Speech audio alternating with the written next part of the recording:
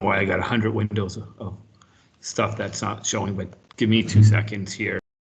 I've never had this happen before, but yeah, so, I'm my background is I came from, I'm a lawyer by training, and I worked for PricewaterhouseCoopers for good 11 years, and then I worked at a law firm for a couple years, and then I went to Canada Life in 2010.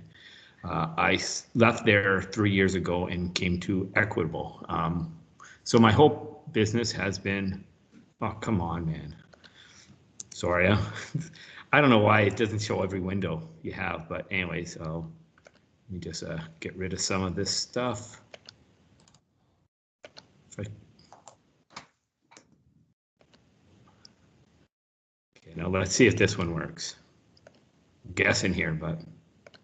So for those of you that don't know Brian, I'll get the pleasure of hearing about the fact that he had this technological issue for the remainder of the day, because this will bug him. Oh, it's awful. I don't know what's going on here. I think it's because I have all these reminders open. Yeah, if you want to go out and come back in, Brian, we can do a little intro of you, talk you up if you think that might help. You think that's a problem though? If I come back in? I've never had that happen in Teams.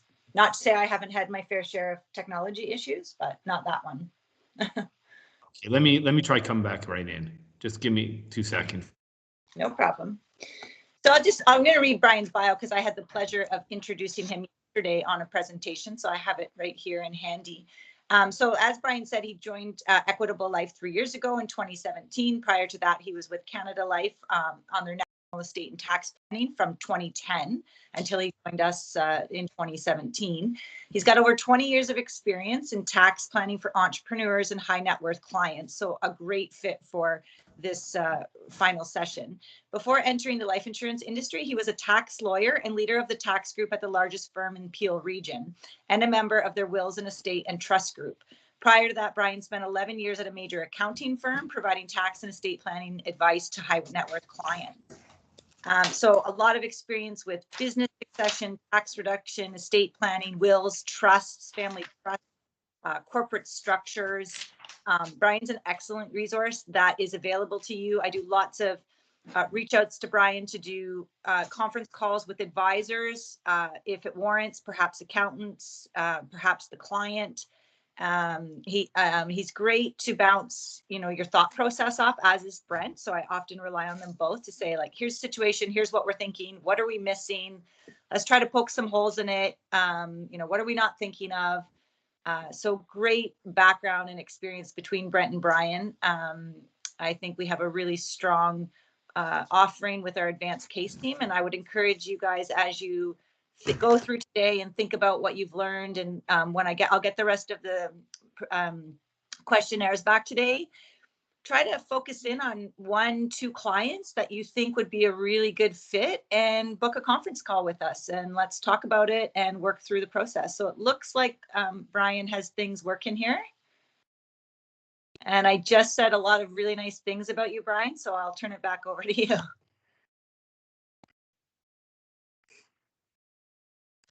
Now he's just got to come off mute.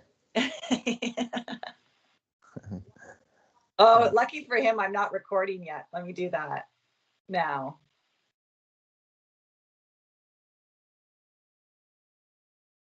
Brian. There we go. Can you hear me okay now? You're awesome, buddy. Yeah, so now let me, now can you see my presentation?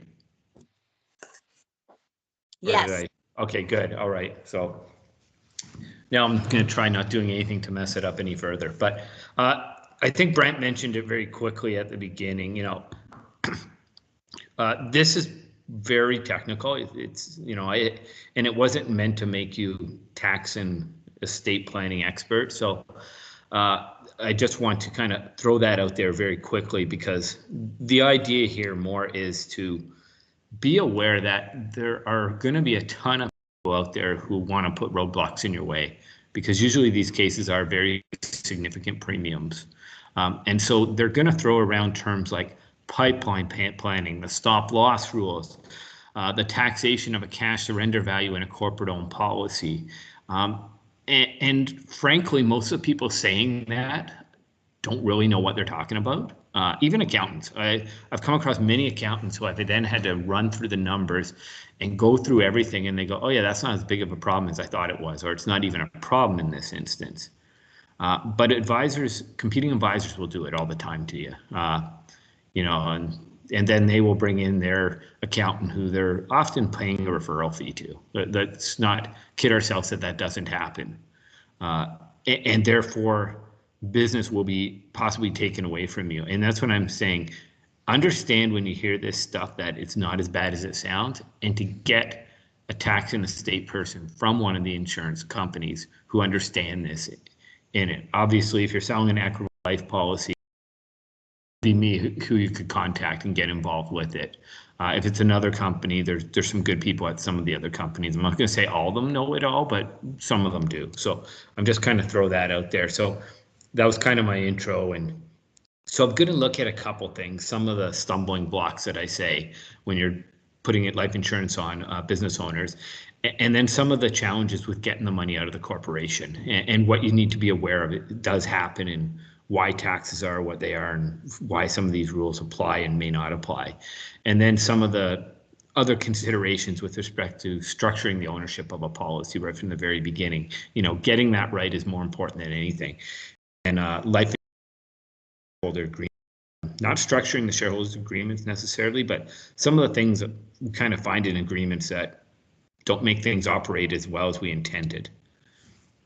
So I guess, you know, I think most of us are pretty good at determining that our business owners need life insurance or a large sum of liquidity when they die, whether it being paying taxes on death, providing for bequests to kids not involved in the business, or things like that, succession planning. So we're pretty good at that, and we're also pretty good at, you know, running the illustrations to show why insurance is a solution that works in those instances because of some of the tax rules. Where we kind of get hung up or things get stalled a bit is we not enough attention given to insurance proceeds go where they're supposed to and in a tax efficient manner, and making sure that this life insurance policy doesn't mess up other planning that was been done. So we need to understand these issues and know when to get, you know, tax planners, you know, either the client's accountant or someone else involved to make sure this does run smoothly. Because if you don't do this properly, the best case scenario is that you don't sell the case, which kind of sounds odd, but, you know, because the client's accountant blocks the sale and may recommend them to somebody who's going to give them some sort of referral fee. But the worst case is the money family potential negligence claims against you or lawsuits.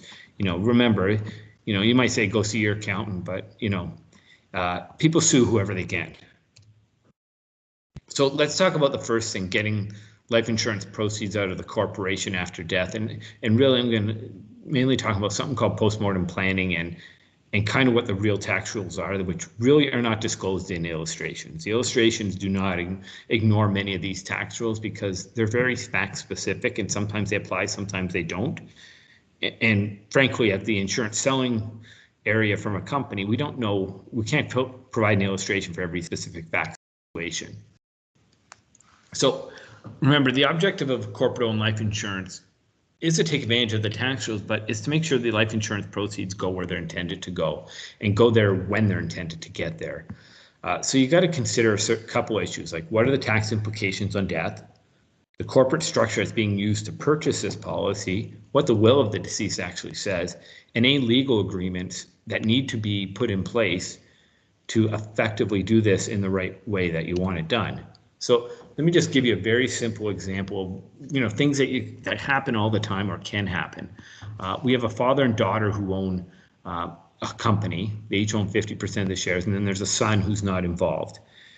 Dad has a company, and the dad and daughter of the company, and there's life insurance proceeds on dad's death with a death benefit of $1 million.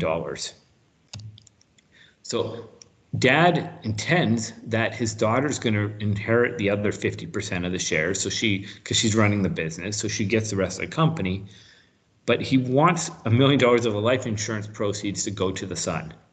So what he does is, his regular will, he shares and go to his daughter, and the other assets are split equally between his son and daughter. And that's usually a traditional will in these types of circumstances. The result here, though, is because the insurance is in the corporation, the daughter gets the whole operating company and ends up getting the insurance proceeds that are received in that corporation effectively. And the son doesn't receive those insurance proceeds unless the daughter does it out of the goodness of her heart. So I mean, we could do some things differently and make sure it goes another way, and basically have dad do something where he actually says my son gets $1 million first before the daughter gets the shares, and then split the rest of the assets up, and that would then necessitate that a dividend gets paid to his estate before the daughter gets her shares, so that basically the $1 million can go to the different classes of shares, so we can pay a dividend on his shares and not the daughter's shares. Or alternatively, we could have the money go to the daughter and she buys the shares from dad's estate, and then the cash proceeds go to the son. But those are various options that are available, but it has to be outlined, and the plan's got to be put in place with a proper will done properly, as well as the agreements done properly. Now that's a pretty easy one. But it does kind of illustrate, knowing what the client's objectives are, and then knowing what the rules are, and understanding the different structures, the different tax and estate rules on death, and how insurance proceeds get distributed out of a corporation, and how things are taxed at death. So let's start with tax on death. And this is, and the principle behind this is when you have a company distributing assets to avoid what I call double tax, and they call this post-mortem planning, fancy name for it, but it's really avoiding double tax on private company shares. So the general rule is if you own shares of a corporation when you pass away and you do not leave it to your spouse or a qualifying spousal trust, the shares are deemed disposable value for death.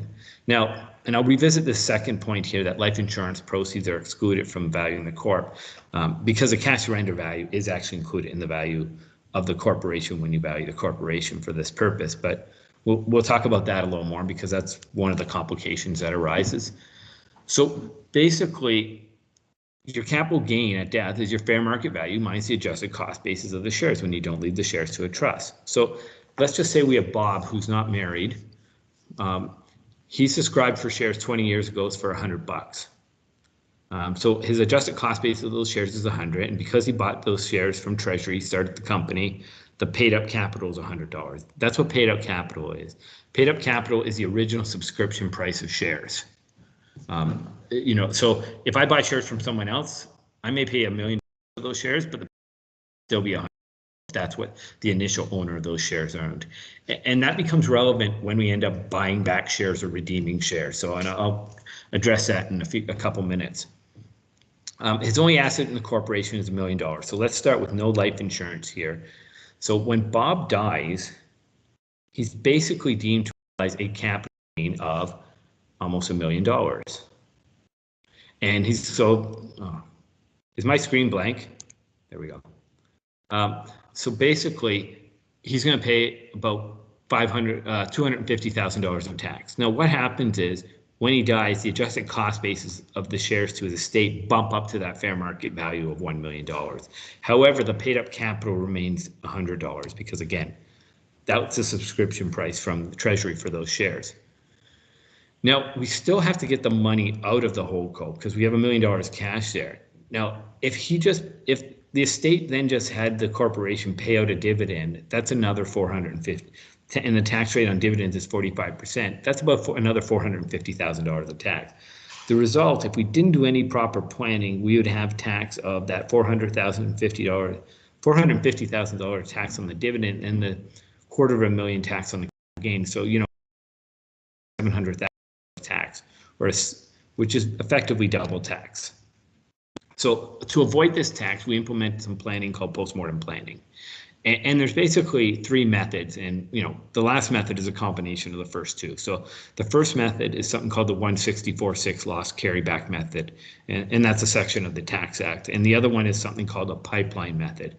Now that's the term that gets thrown around really, I'll say willy-nilly out there. Pipeline planning doesn't always work, and CRA has some issues with pipeline planning, which I'll address later. But it is a type of planning that currently is available. So the 164.6 loss carryback method involves, after the person passes away, the estate corporation wound up disposing of the assets. And what that means is the corporation, if it has any assets, is deemed to sell those assets, and the estate is deemed to dispose of the shares of that company. And when you do that, there's a capital loss, which I'll show you in a second, by the estate. And the state has to be what's called a graduated rate estate, which the accountants make that election and make sure that's the case.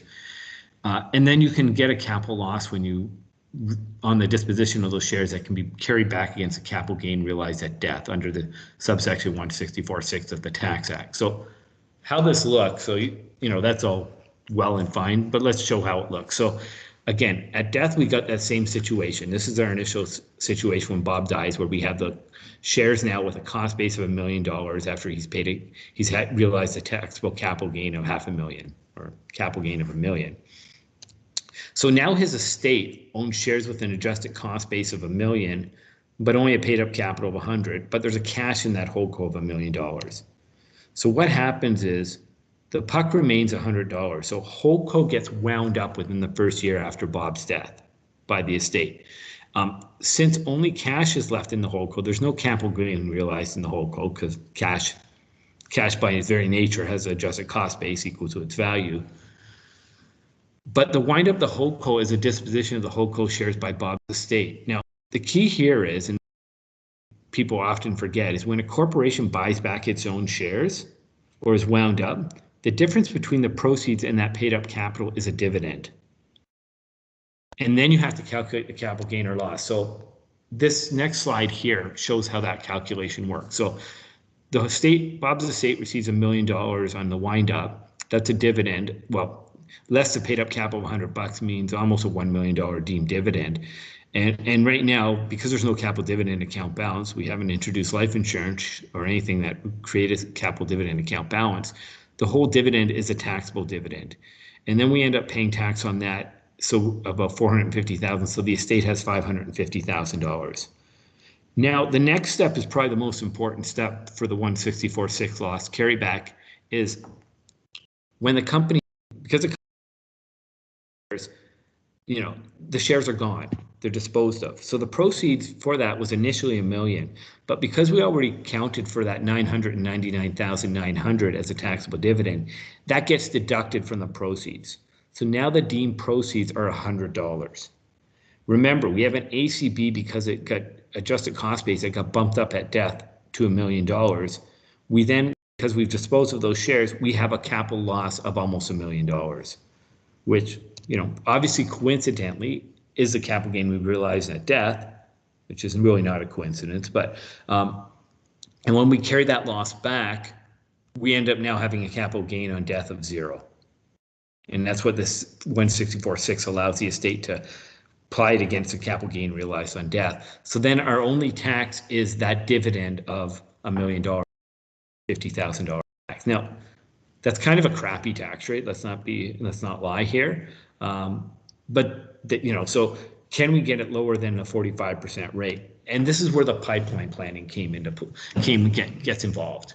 So this is basically planning that allows you to transfer the estate shares that have this high adjusted cost base and a low paid up capital to a new corporation and take back either a promissory note or shares with a higher paid up capital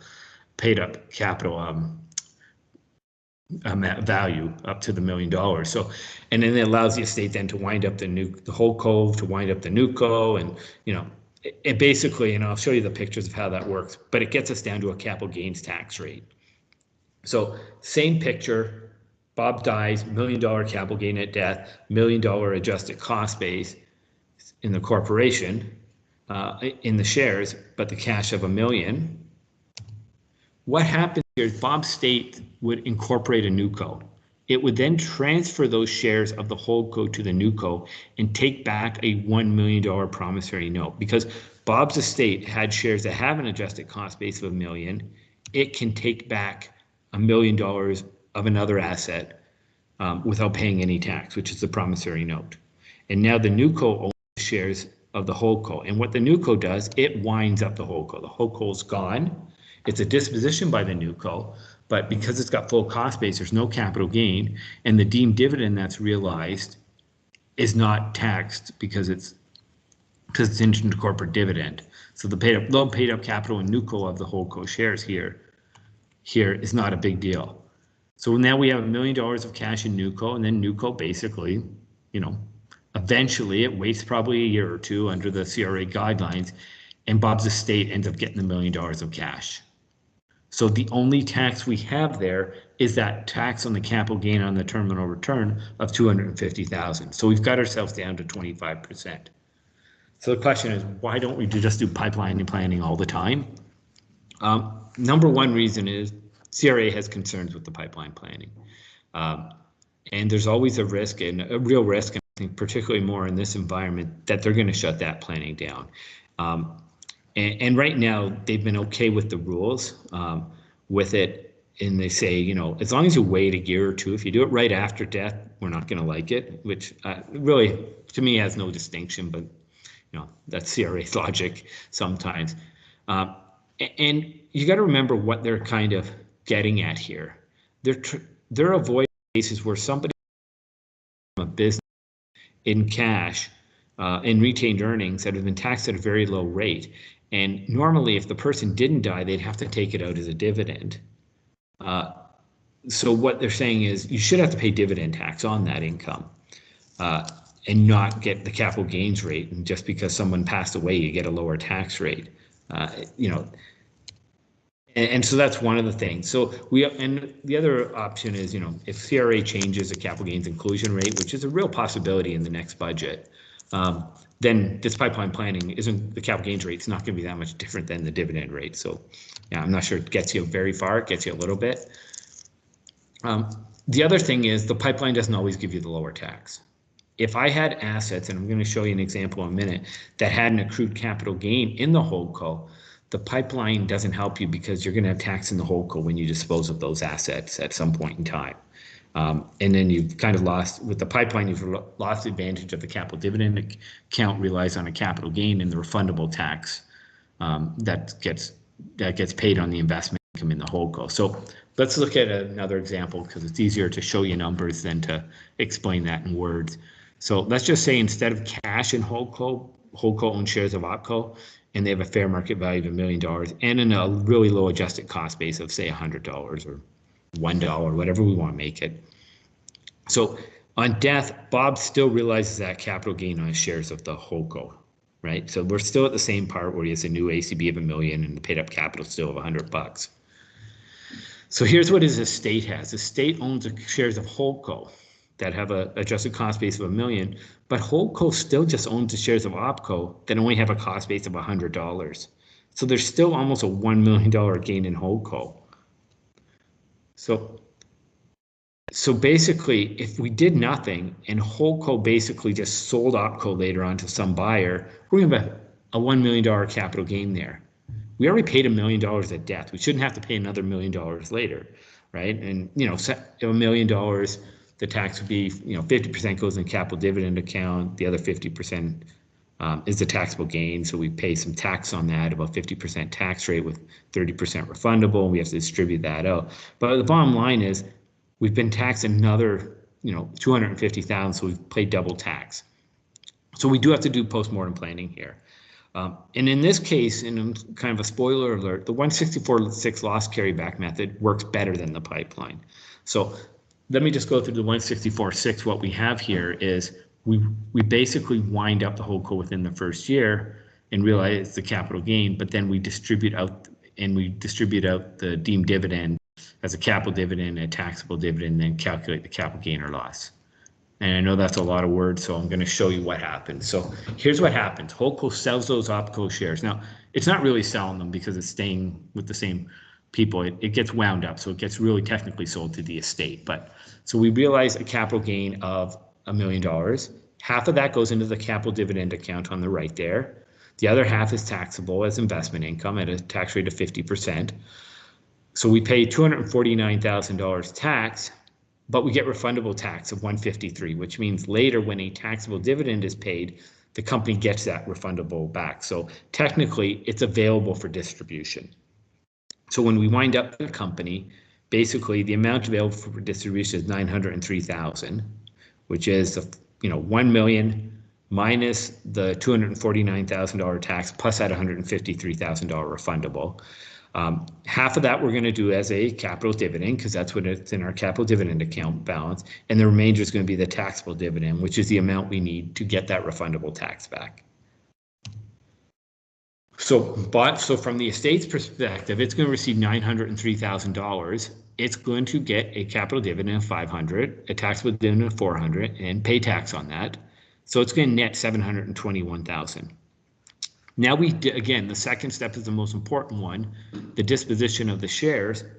So we're going to basically have $903,000, and we're going to get it down to, and the proceeds are going to get reduced by that deemed dividend of $903,000. So our deemed proceeds are close to zero. Our ACB is $1 million. So we get a capital loss.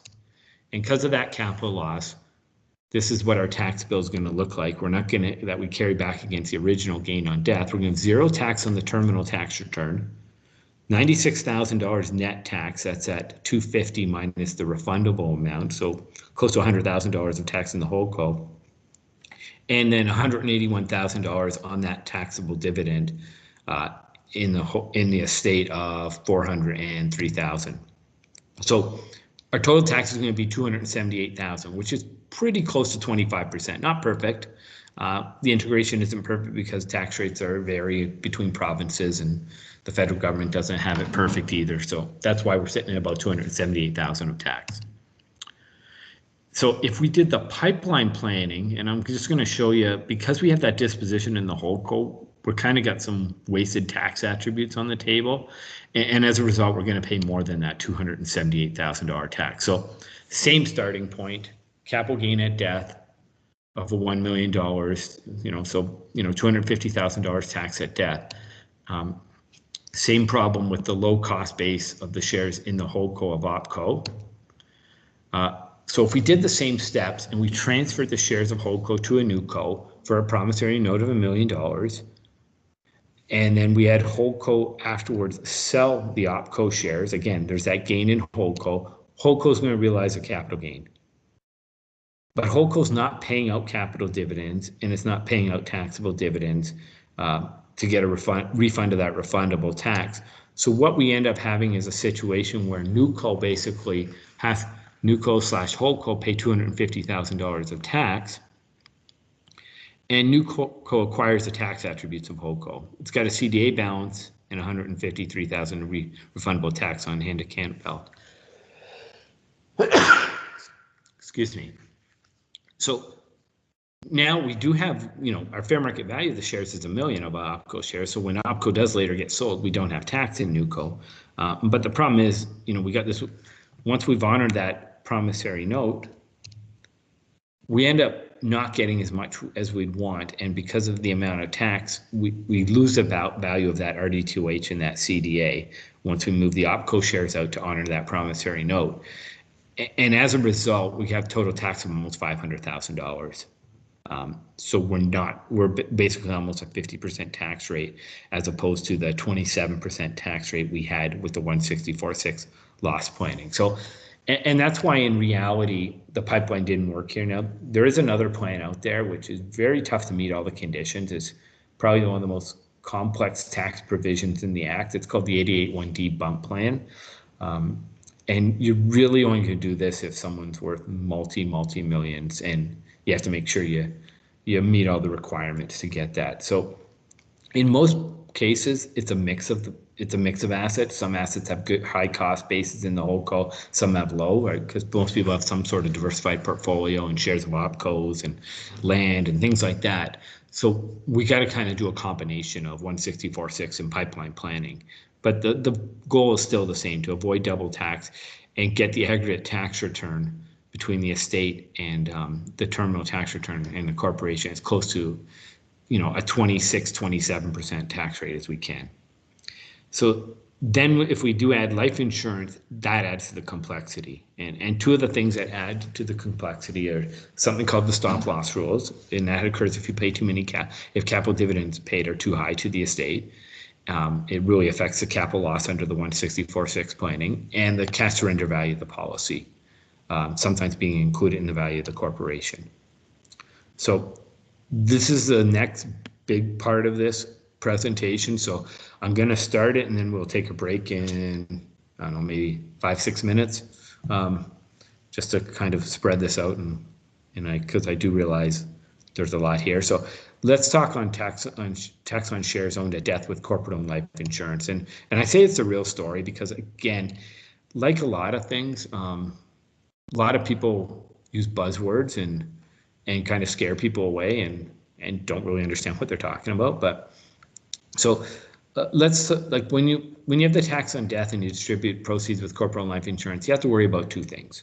One is the capital gain realized at death, and the ability to remove the money from the corporation using the addition to the capital dividend account from those life insurance proceeds. That's the most important things we need to worry about when we look at this planning and we talk to clients about it.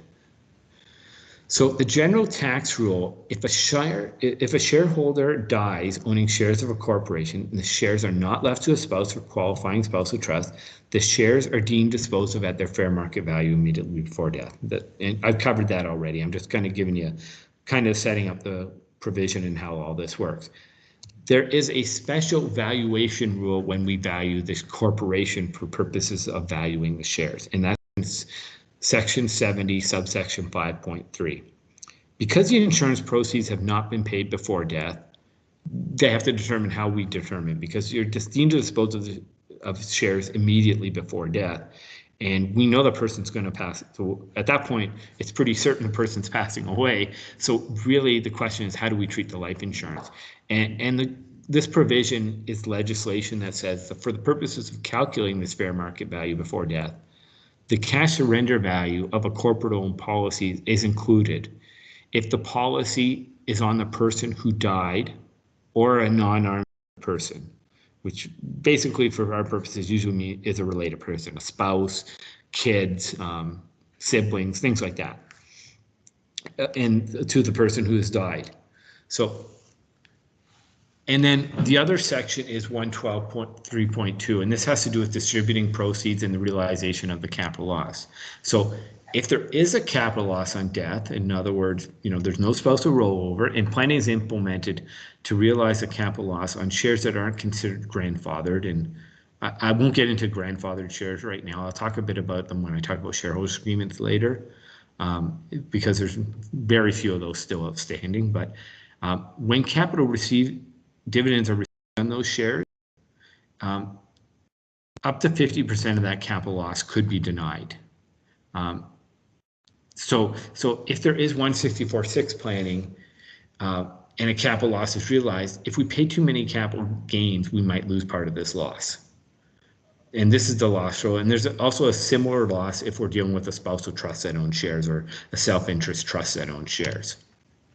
So let's quickly look at these two rules on the surface, and then after a break, we'll dive into them a little more because, again, there's a lot of misconceptions out there with respect to it. But so let's look at a policy that has zero cash surrender value and a policy with a cash surrender value. So let's just start with the easy one. So let's assume there's no cash surrender value and dad passes away and he doesn't have a spouse to leave shares to or isn't leaving shares to a spouse. In this case, his holding company only owns a life insurance policy and the proceeds are going to be $10 million with no cash surrender value, no ACB. So basically when he dies, because there's no cash surrender value, the value of the holdco doesn't change any. It remains zero. So there's no capital gain on death. And then basically the holdco can be wound up, the deemed dividend and the addition to the capital dividend account of 10 million can be flushed out. So there's no tax to the estate. So we don't have to worry about that CSV rule here at death, and we don't have to worry about the stop loss rule because there's no capital gain. Because there's no capital gain at death, there's no capital loss when it gets wound up. Now, what if we instead we had the same policy, but it was a policy with a cash surrender value of $8 million.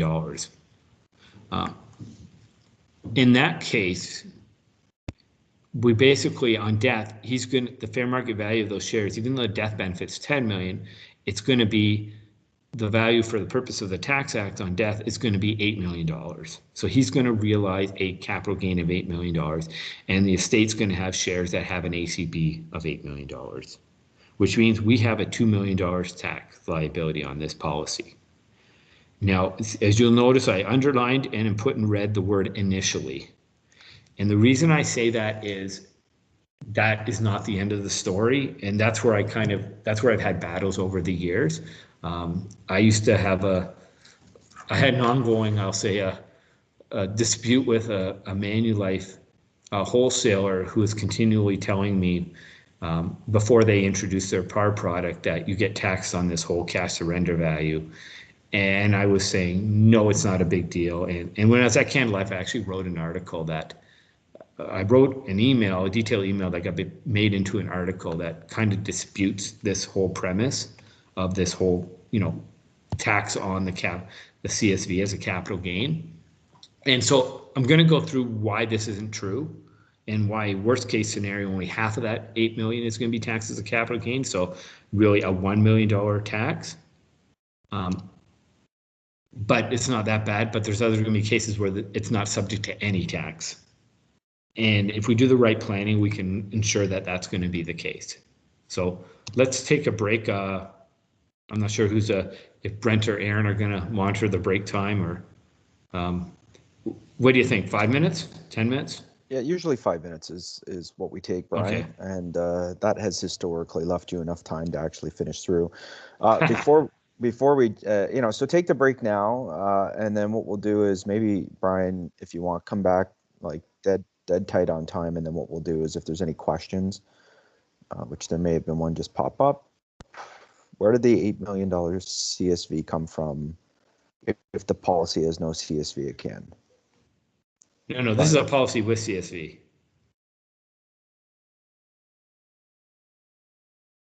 Okay, so this was like a whole life contract? Yeah. Yeah, no worries. Hey, man, it's good that I got clarified. Yeah, so just, if you can come back tight on time, 5 minutes, that takes us to 10:48.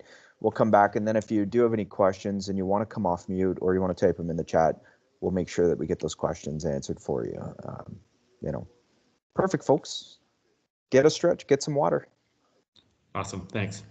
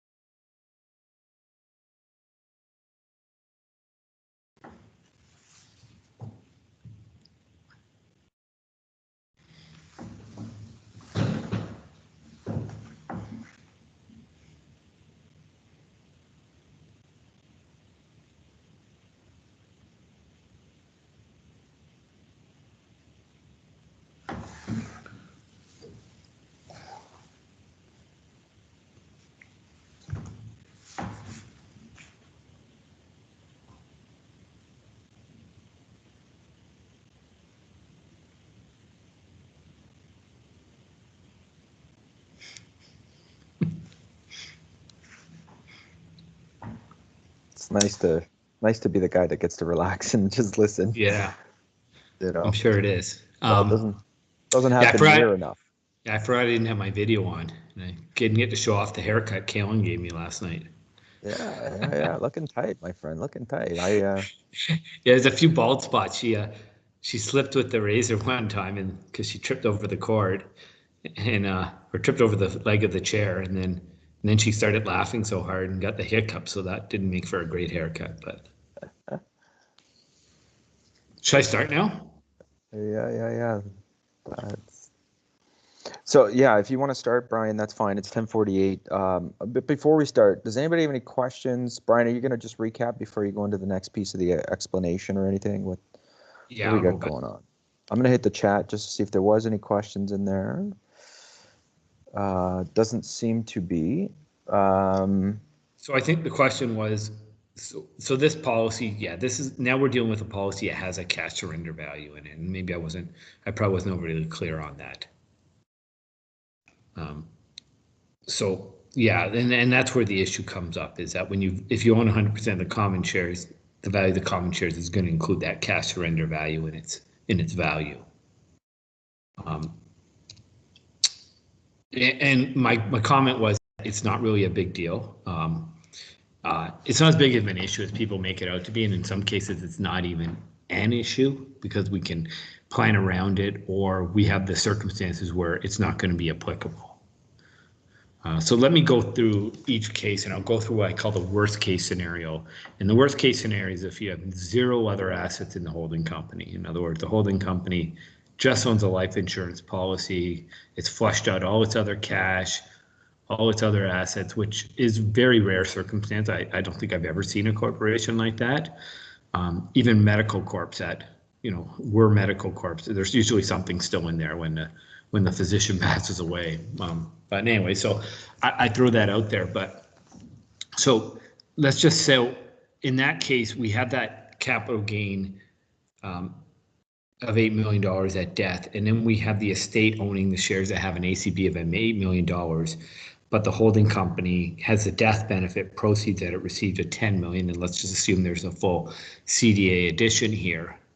So it then winds up the company, and the estate receives a $10 million capital dividend. So what happens there is, again, we go through that same calculation when we wind up the corporation. We have that deemed dividend of 10 million, and I made the puck zero in this case just to make things cleaner. That in the last example, that $100 just kept messing me up. So not factually, it just makes the numbers less round. So basically the estate ends up, I said it's net to estate, it should be 10 million here. I just realized that. I always realize an error, and every time I present there's something. So basically the proceeds and wind up are 10 million, but because we had this $10 million deemed dividend, we take that, so the net deemed proceeds are zero, and with the adjusted cost base of $8 million, we have a capital loss of $8 million. But this is where we have to worry about the stop loss rules. Because we receive those capital dividends, we have to worry about the stop loss rule every time we have a capital loss. And basically 112.3.2 would say, because we didn't receive enough taxable dividends, the part I circled there, our capital loss actually gets reduced by $4 million. So our real capital loss ends up being 4 million, not 8 million. And as a result, when we do that loss carryback, we still have a capital gain of $4 million at death, which triggers tax of $1 million, which really means we've only paid tax on half of the cash surrender value of 8 million. So on only $4 million, because that's our capital gain. So it's not entirely correct when people tell you that cold cash surrender value is being taxed at death. It's really only half of it's being taxed at death. And again, that's a worst case scenario because there's no other assets. Now, in many circumstances, which is a reason why I always say, flow things through and go through the likely scenarios. So in this case, if dad had a spouse, I'll just call her mom, it doesn't have to be the mom of the kids, it could be a new spouse or whatever. We have a spousal rollover if dad leaves the shares to mom or to a qualifying spousal trust, which means there's no capital gain at death, right? We're deemed dispose of the shares at their adjusted cost base if it goes over to the spouse, not at fair market value. So that CSV rule doesn't play a role here. We have no capital gain, which means the holdco can then receive the money, pay out the capital dividend to mom, and because there's no capital gain at death, there's no capital loss realized by mom, so we don't have to worry about the stop loss rules either. So there's no tax on the cash surrender value in that instance when there's a surviving spouse. And that's one of the reasons why I tend to, well, there's many reasons, and if anyone wants the article, I wrote an article about a month ago about some of the downsides of joint last to die policies, and this is probably one of the reasons why, another reason why, sometimes a joint last to die policy isn't great, and this because you can't do this type of strategy here with the shares going to mom and getting all the money out without worrying about the stop loss rule. But anyways, I just throw that out there. If you have a surviving spouse, you don't have to worry about that cash surrender value rule. Then the other case is, even if we didn't have a surviving spouse or didn't leave the shares to a surviving spouse, if we have other assets in there, the results can be very different. So in this example, I'm picking the magic number of having other assets in the company of $8 million, which includes a $3 million refundable tax on hand balance. I put that in there because it makes the results look really nice, right? But if we didn't have it, we'd still, get to the same result, just a little more tax. But so in this case, our capital gain at death would include the $8 million value of assets in the corporation.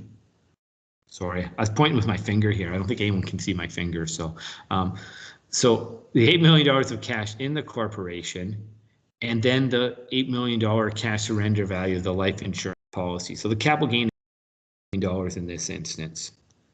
Okay, and that becomes the ACB of these shares to the estate.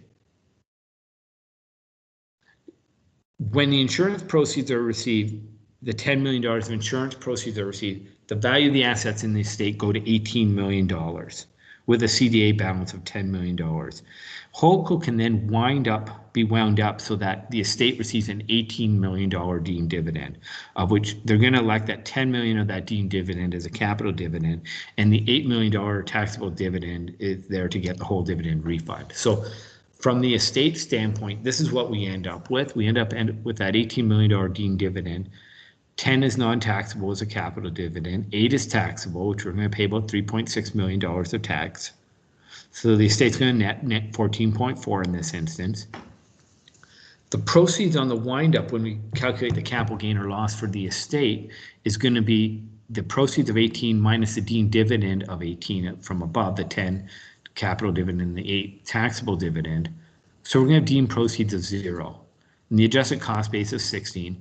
And so our capital loss before the stop loss rule, if it applies, is $16 million. Now, I say if it applies because in this instance, we received a taxable dividend of at least $8 million. The stop loss rule does not apply. So we get that whole capital loss. As a result, we have no tax on death, and we're not taxed on that cash surrender value of that policy. Our only tax is going to be on the $8 million that was distributed from the corporation. That's the tax in the estate. Now, in this case, the corporation's getting $3 million back. So, our total tax is really $500,000, but that refundable was already, the refundable is kind of the outlier there. But, regardless, we would not be paying tax on the cash surrender value of the policy in this case. So, it's very important that we realize that that cash surrender value was irrelevant here. Had it not been here, we would have had the same tax results. The other thing is we can do planning, and this is probably what most of my clients end up doing, and maybe because their wealth is high, or they've just decided they want to plan around this issue because they don't want to worry about that possible cash surrender value, and the money would go to the same place with this type of planning as it would otherwise. So one of the possible solutions is doing an estate freeze at the time the shares are being issued, or shortly after or shortly before. So in this case, let's just assume Dad had a company at the time he was looking at buying the policy worth $10 million. And he's going to look to get a life insurance policy with a $4 million tax benefit because, that's, he wants that to pay the taxes and fund some bequests. He could do an estate freeze, and with an estate freeze, he would exchange his common shares worth the current $10 million value for preferred shares, and then a family trust or somebody else would subscribe for the common shares for $100. So what does that mean? So let's just say, 20 years from now, Dad passes away. The whole company has moved up in value to 20 million, and it also owns a value of $8. His shares are still worth $10 million. I don't care if this cash surrender value policy goes to 100 million. It's not being included in the value of his shares because its value is in the common shares that are owned by the family trust, which didn't die. And as a result, we basically have Dad's estate now has an estate with just a cost base of $10 million. Now in the corporation, we have $30 million of assets, which includes the $10 million of insurance proceeds and the $10 million of CDA. Now we can start looking at of CDA, and what are we going to do with Dad's shares and things like that. So we basically have two options here. We can usually in these cases we want to get rid of Dad's shares, just to use the cash, get rid of those shares. We can use 100% of the proceeds to redeem those shares, the $10 million life insurance proceeds. But we do have options with the capital dividend account. We can do two things. We can use 100% of the capital dividend account, and then we have to worry about the stop loss rules, which I'll show you in a second. Or we could just use 50% of the capital dividend account and pay the rest out as a taxable dividend.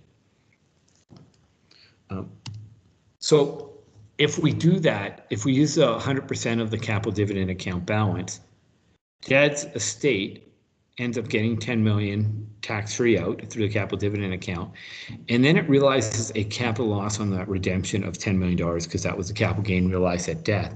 But that's before the stop loss rule. And when I do the stop loss rule, because I didn't receive any taxable dividends, I'm going to lose, the estate's going to lose half that capital loss, which means the capital loss the estate's going to get is only going to be $5 million, which means on death, there's going to be tax on a $5 million capital gain. So 1.25 million of taxed. On a $10 million shares, not bad, pretty good result overall in those cases. The question is, what if we only use 50% of the CDA and then save the other CDA for the other shareholders of the corporation? In other words, the family trust or whoever gets the shares from the family trust. And in that case, then if we redeem the shares using all the proceeds but only used half the capital dividend account, we'd have a taxable dividend of 5 million, which would pay 2.25 million of tax on. And then we'd have the capital loss of 10 million before the stop loss rule. And because we've received those taxable dividends of 5 million, we're not going to have any grind to our capital loss. Our capital loss is still going to stay $10 million. And as a result, we are going to, have no stop loss rule, but we have the tax in the estate of that $2.25 million right there on the $5 million capital on taxable dividend that we have the tax on. So we're paying more tax, but the kicker here is we still have 5 million of CDA available, and we have a corporation that has $20 million of other assets to possibly use that CDA on to get out of the corporation. So if we use 50% of the CDA, we could technically, if there's other assets available, which there are in this case, distribute out $5 million and pay zero tax. And therefore the total tax in that case would still remain 2.25 million. Where if we used 100% of the CDA, if we were to distribute $5 million out as dividends to the common shareholders, we'd pay $2.25 million tax. And when you add that to the tax on death of 1.25, we have a $3.5 million tax liability. Now, I'm not saying we would do the 50% one in all cases. There's circumstances where we wouldn't do it. In circumstances we would. It all depends on the fact. If there's money to use the extra CDA by doing the 50%, we might do it. If we have it now. If we think we might have it, we might do it. If we're not sure, we wouldn't do it. Secondly, if the common shares are owned by somebody else, in other words, it's not a family, there's other shareholders of the company, we might say, you know what, I'd rather pay 1.25 million than 2.25 million to benefit somebody else who's not my family and not the person I care if they get that extra tax savings later on. So, you know, it's one of those types of circumstances. It has to be thought about at the very beginning or when they're doing it, especially if there's third parties involved in it. You know, I've had case where a kid's running the company and dad says, you know what, I want the other kids to get more money because you got the company. In the other case where the kid ends up saying, I'm paying this because I'm running the company and I own all the common shares. I want all the CDA. And guess what, Dad? Your shares aren't getting any of the CDA. So then it's a 0% CDA use. So it all depends on the circumstances. And so I went down that road, and that road could apply here. The other option is to avoid that CSV tax on death, because that's ultimately where we kind of started on all this. And sometimes clients don't want to do an estate freeze. I've had clients who are worth $10 million and say, you know what, I think my company's going to really blow up and we're going to sell it publicly later on or go public or something along that lines. And I don't want to do an estate freeze because I want part of that money. And if we sell it, the estate freeze does nothing anyways.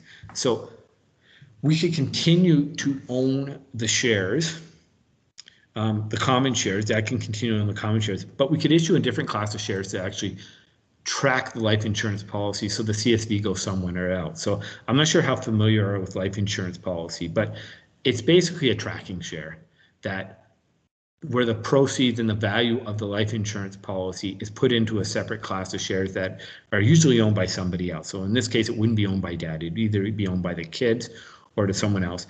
And then the cash value of the policy, when you value the corporation, attaches to those shares and not to any other class of shares.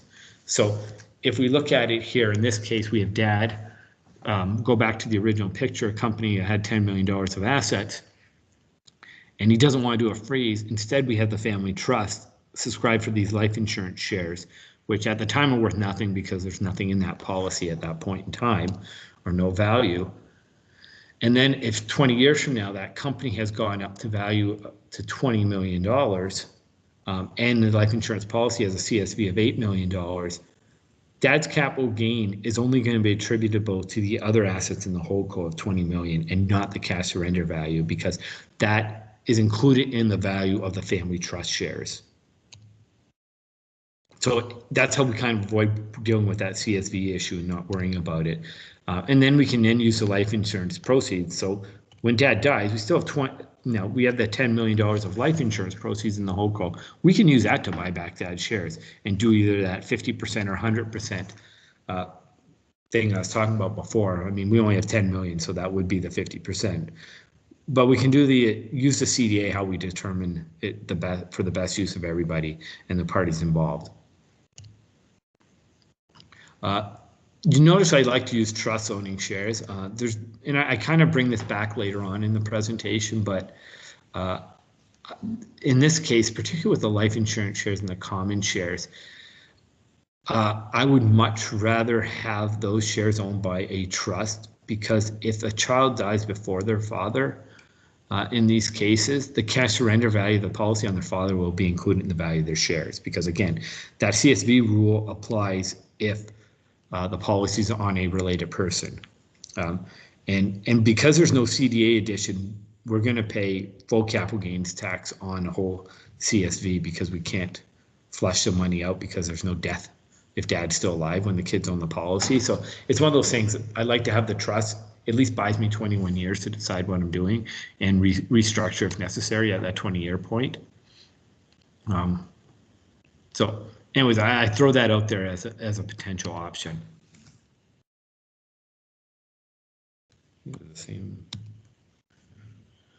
And you can avoid the 21-year rule. So there's a 21-year rule. Basically says every 21 years, a trust is deemed to dispose of its capital property at fair market value.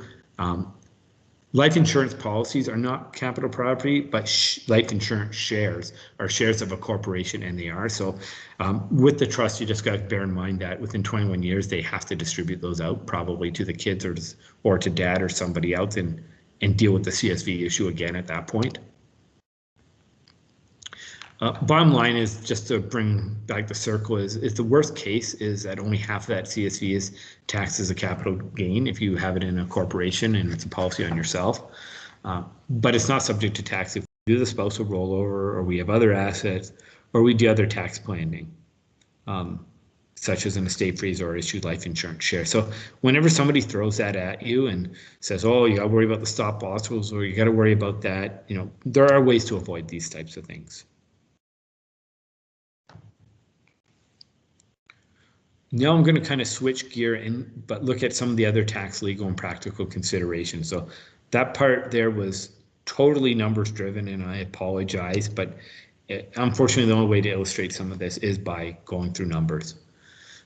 So I'm going to talk about structural issues because I've seen too many times where sales have either I get involved too late, or I hear about it, sales falling apart because tax and legal considerations haven't been properly vetted or resolved before the policy's placed, and the client's accountant or lawyer usually shuts it down. Or other cases where we're looking at it and I'm getting the traditional question, what can I do now? And usually resolving the problem, if the policy's in the wrong place or it's been set up improperly, can be very costly. And sometimes it's tax problems for the client. Sometimes the client ends up losing the policy. I was in a situation once where they realized they'd sold the company, and the company owned the policy on the person who sold the policy. And they're going, well, can I get it back? And I'm going, not unless they want to sell it to you, right? I mean, that's really what you're stuck with at that point. And I've seen cases where people have had to decide the best result because of the tax implications is to surrender that policy. So they've lost.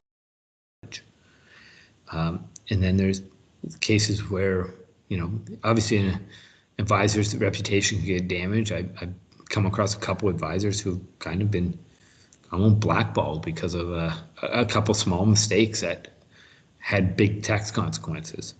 And then, of course, there's obviously the risk of, and as a lawyer, negligent claims against advisors, right? There's many cases where I've seen it and going, yeah, probably if there's an aggressive litigation lawyer, they probably would sue for negligence in this case.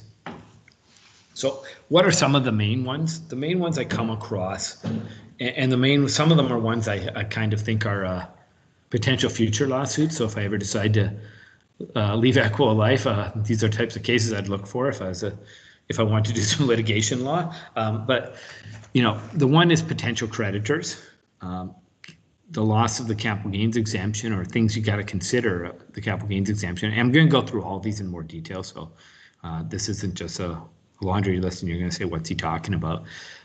Transferring of policies, probably the question I get at least once a week. People who are expecting to leave Canada in the future, which are probably the question I should be getting a couple times a month at least, but I don't until it's too late. Policies on children and joint last to die policies. When people want to own those last two policies in a corporation. So I'm going to go through basically the first four before the next break. But so most of these issues arise because people weren't aware of the tax rules, or they're not looking at the corporate structure. The focus is basically just on getting the policy issued and put into a corporation. So let's talk about the structural and ownership issues and the issues concerning creditors, capital gains exemptions, having to transfer policies, and emigration, in other words, leaving Canada. So the best bet is to use an example. I find the case study usually works the best. Is we have Jim, who's a 45-year-old non-smoker who's married to Susan, who's 42 years old. They have two daughters who are 16 and 14, Kate and Jen. And he owns 100% of an operating company, and he wants $1 million of permanent life insurance coverage. So the company that he owns is profitable, and it makes about $200,000 per year after tax. And the current farm market value of that company is about $4 million. So the advisor is recommending, in this case, a $1 million estate builder 20-pay policy that has offsets in 10 years. Annual premiums is $51,500. So this is the picture, very simple picture. Probably didn't need a picture to show what I was showing there, but he's the only shareholder, Jim, and then he's got the rest of his family members. And he's looking basically what was pitched is let's put the life insurance in this company. So the first question is, if we have a policy owned by the opco, and his business is a type of business that has creditors, if he can't satisfy, if the operating company can't satisfy its creditors, including lawsuits that arise or could arise, because this policy is on the operating company, the creditors of the operating company could have possibly, get that policy in satisfaction of their claims. So probably not a big deal in the early years, but this policy, it offsets in 10 years, and around year 15, it has a cash value of over $500,000. So that's a policy he could lose in 15 years if something like that happened. And, the question is, you want to set up a structure to possibly avoid that. The other issue is, what if he sells these shares in the future, right? He's 45 now, 20 years from now, or 25 years from now, he may want to retire and sell this company. And if it's a saleable company, that is a legitimate concern. Medical practices aren't ones that really concern me that much. And a lot of services business don't concern me that much. But if it does have something that is sellable, has what I call goodwill, or something somebody would want the name of, or the contacts of, or even the technology associated with, then you have to worry about that. So obviously, if he's going to sell the company and the company owns a policy, you're probably going to have to transfer that life insurance policy before the sale, unless you're willing to give it to the new purchaser, and the new purchaser, is willing to pay for it. But in most cases, the purchaser doesn't want to pay extra for a policy on the previous business owner. And Jim likely wants his life insurance policy. That's why he bought it. So if he wants a policy personally, there's tax implications to both the operating company and Jim. And this is very important to remember, that some of this can happen. So let's just say Jim wants to sell the shares of OPCO at age 70, 25 years later, and wants to keep the policy. So the cash value is 1.3 million, and the adjusted cost base is 365,000. So we're looking at a policy gain of about $1 million. So if he transfers that policy before the sale, basically there's a disposition, and the insurance companies will tell you what the tax on that disposition is to an extent. They will tell you the tax implications to the transferor, in other words, the corporation. So in this case, there's a policy gain of $1 million, as I mentioned here. That's taxable, and it's 100% taxable. It's not a capital gain, it's a policy gain. Two very different things. Policy gains are taxed like interest income as investment income. So we're going to have taxable $510,000, with included in that is a refundable tax of $312. The problem is, and this is part of it's on the insurance company, and part of it is on advisors because they don't tell clients this. Because Jim's getting a corporate asset, there's a tax implication to Jim on this, right? If I had a company that had $1 million of cash and it just gave me $1 million of cash, I think people would understand, yeah, I should pay tax on that, right? And the tax rules do say I pay tax on that. But that applies applicable to an insurance policy too, because now if Jim is getting a $1 million insurance policy, or policy with a cash value of 1.3 million, so $1.3 million policy. So he's going to have an income included to that 1.3 million. Now it depends how we structure this. If we structure this as a dividend, at least the company can get a dividend refund because it had that refundable from the disposition of the policy.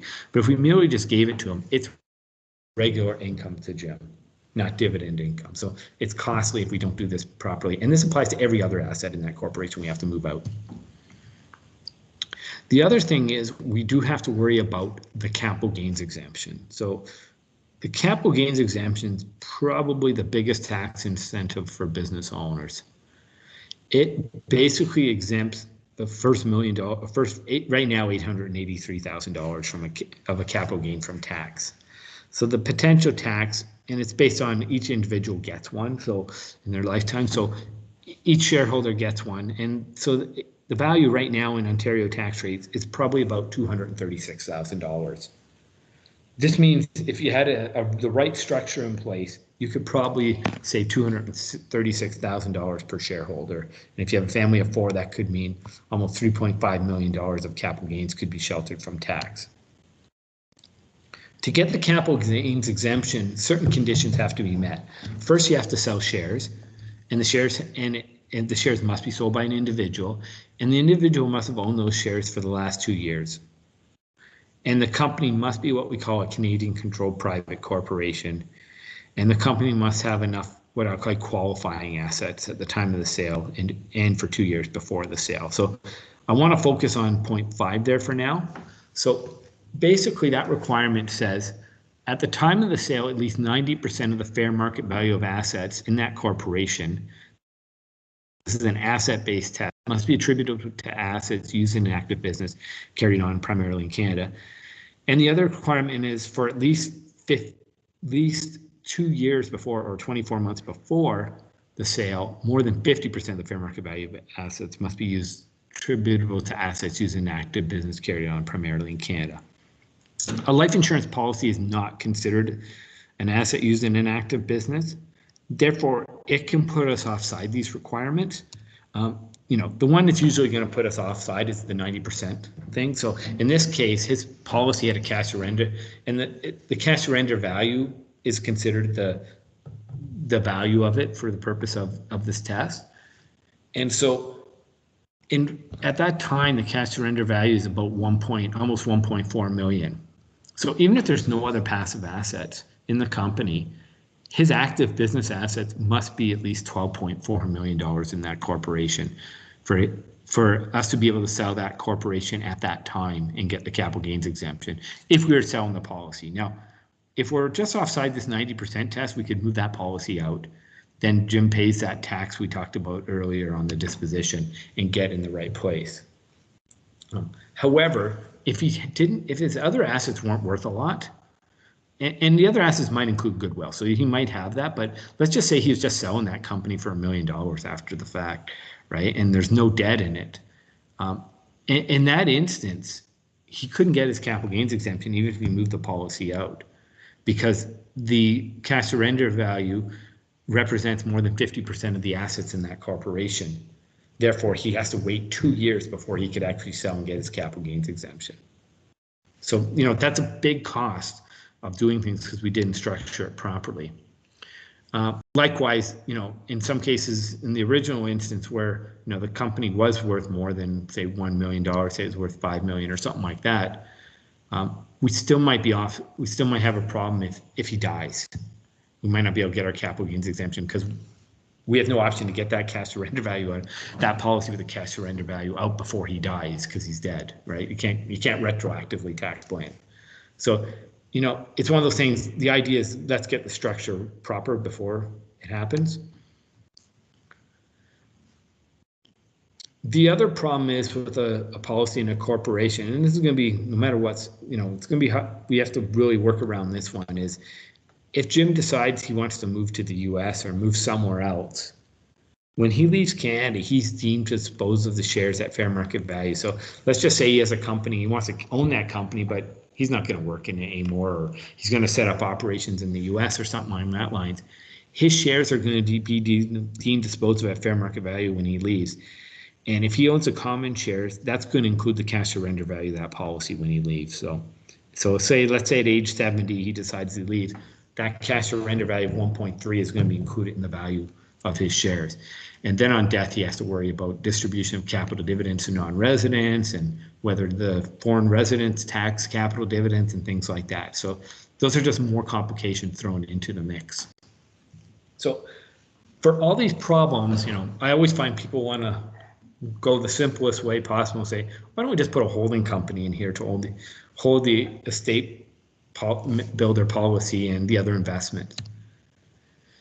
And the question is, does it work? Well, it works from the creditor perspective, and it also works from, it means we don't have to dispose of the policy when we move from OpCo to HoldCo if we sell the OpCo shares.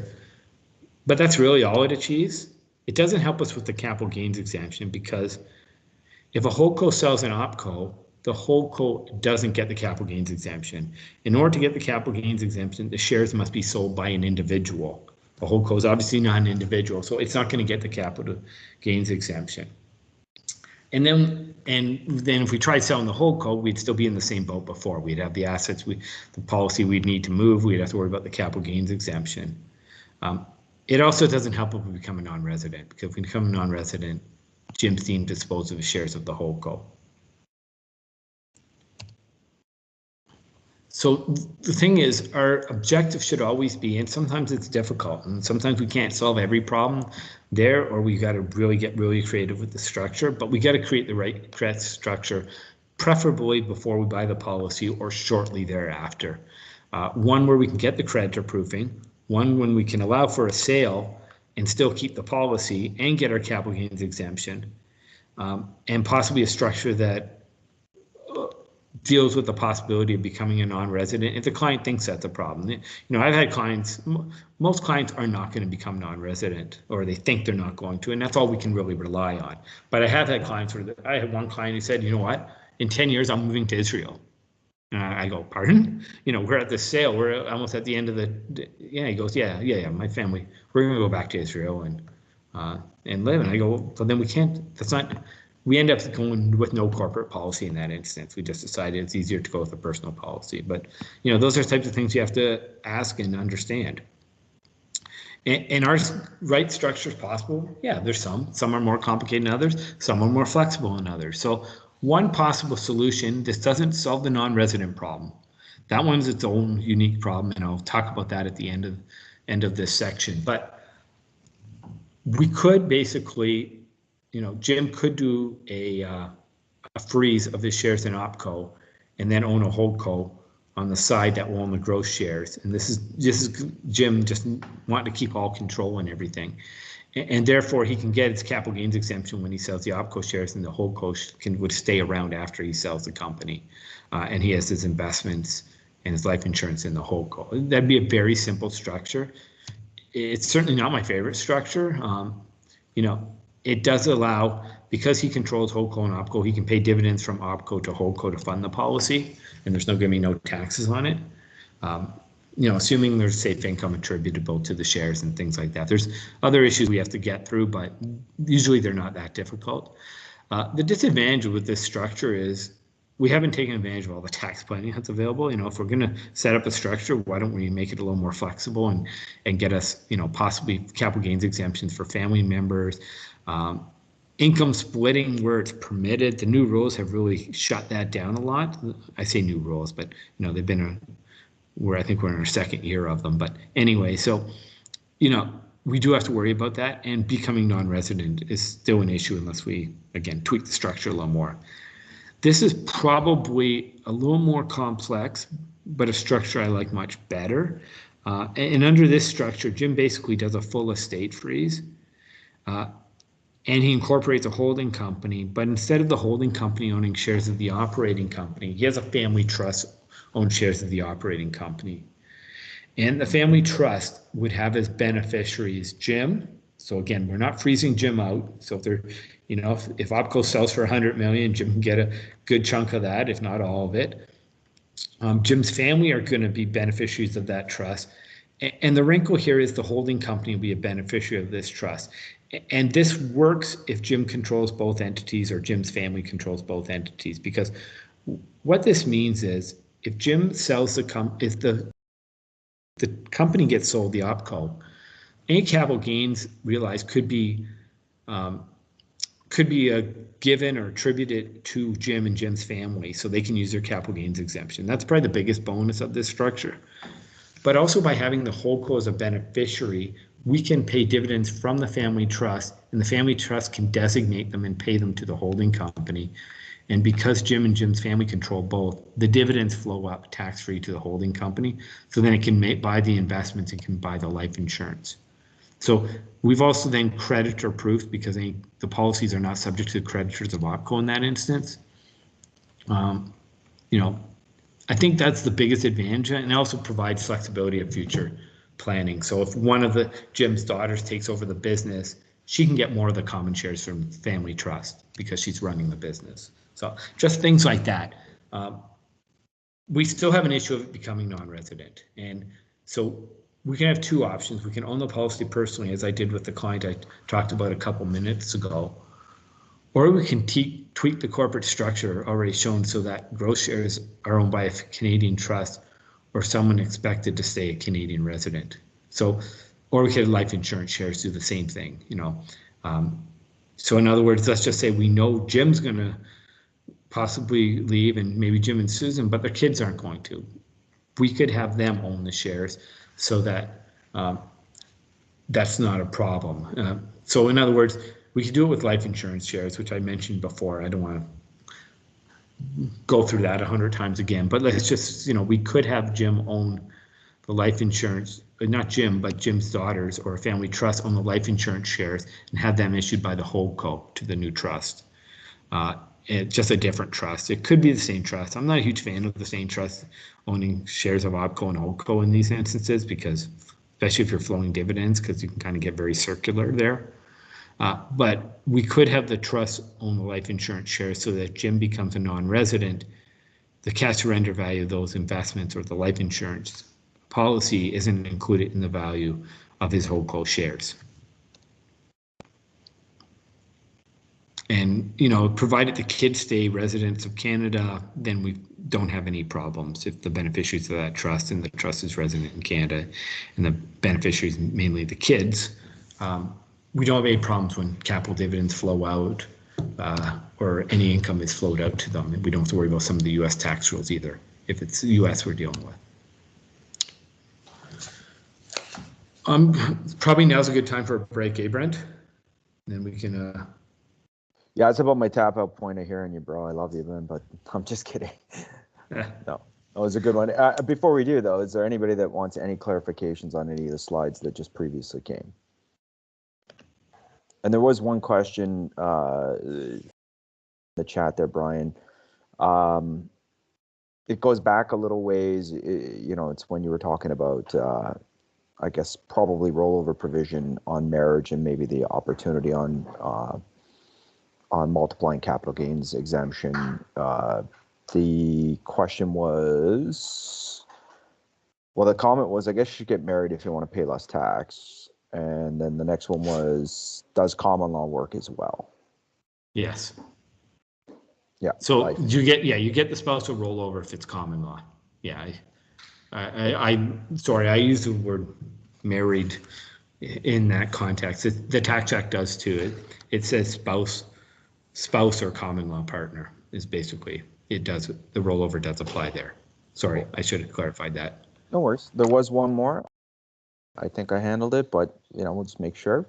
When you were talking about the stop loss rules and paying out 50% and retaining the other 50% of the CDA credit, who gives that advice? I can tell you what my response was if you want. I just said, you know, typically it happened between the accountant and most of the times a professional like yourself that gets brought in on the deal. And then I just said many accountants probably won't catch this unless they're focused on tax and estate issues. And thus they'll be kind of relying on the insurance advisor and probably the support person at the insurance company like yourself to maybe provide advice on that. Anything you want to expand on that one? No, that's a good answer. Yeah, usually it is the client's accountant who looks at all the attributes and decides how they're going to use that CDA. Yeah, and there is one more that just popped in there. I would say that a good book, by the way, for your reference, it's part of the CLU material, would be, there's actually two of them, which I can share. I'll share that in my follow-up email with you folks today. But one of them is with life insurance. It was written by, oh gosh. Is that the Glenn Stevens? Glenn Stevens, thank you. It was written by Glenn Stevens. It covers a lot of these common questions and situations, but the question here was, what does the Tax Act define as common law? And common law is actually defined at the provincial level. So you're going to want to make sure the province. Actually, no, the Tax Act does. Yeah, the Tax Act has break its own out definition. It has its own definition, but then also there's a definition for each province as well. Yeah, but I think for the Tax Act, it's a special definition. You know, if I recall correctly, or maybe I might be getting mixed up with the provincial one, but it's it's, I believe, I want to say 3 years together, or and in a conjugal relationship, Right. and or having a kid together. Right. Yeah. So But there, I would have to, you know what, I can look at during the break. I'll look at it quickly. but it does vary by province by province. Now, most of the people here will be But in not for the Ontario. Tax Act. Not for the Tax Act. The Tax Act isn't bound by the provincial laws of what they determine common law. Okay. There you So, go. in common law and provincial only applies to certain parts of succession planning and stuff. It's very, in different provinces have different rules. Like, like family equalization doesn't apply if you're common law. So if you're not married and you kind of get, I'll call, say, divorce for better terms, you're not entitled to half the growth in assets if you're common law. Just so you're aware, that's the rule in Ontario. I believe in BC, they may have amended their law on that. So anyways, I'll look up the definition of a common law partner over the break. So 5 minutes or 22. Why Yeah. don't we say 22? Perfect. 11:40. That'll give you an extra 2 minutes to look that Yeah. up. So, Yes. folks, an extra 2 minutes break here. But Thanks. have a stretch, get some water, go to the washroom, and we'll see you Yeah. back here at 22. All right. Bye.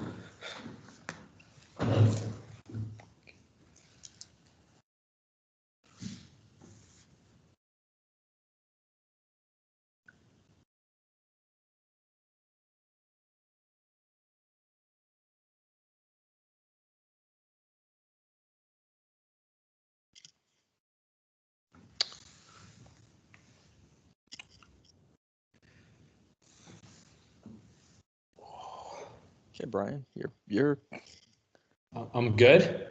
good to go, my man. All right, so let me clear up the common law. So common law partner means either cohabitated for at least throughout a 12-month period, or they are a parent of a child and they're still in a conjugal relationship. So in other words, if they don't meet that 12-month period, but they have a kid together and they're living together, then it's common law. Is that good? Well, I don't know if it's good, but does that make sense? Makes Yes, sense. thank you. Okay, so let me keep plowing away here through two more structural issues, and then the shareholders agreement part. Oh, what happened there? Did I go right there from the beginning? Oh.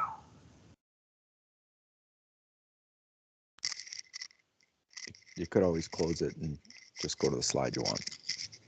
I could.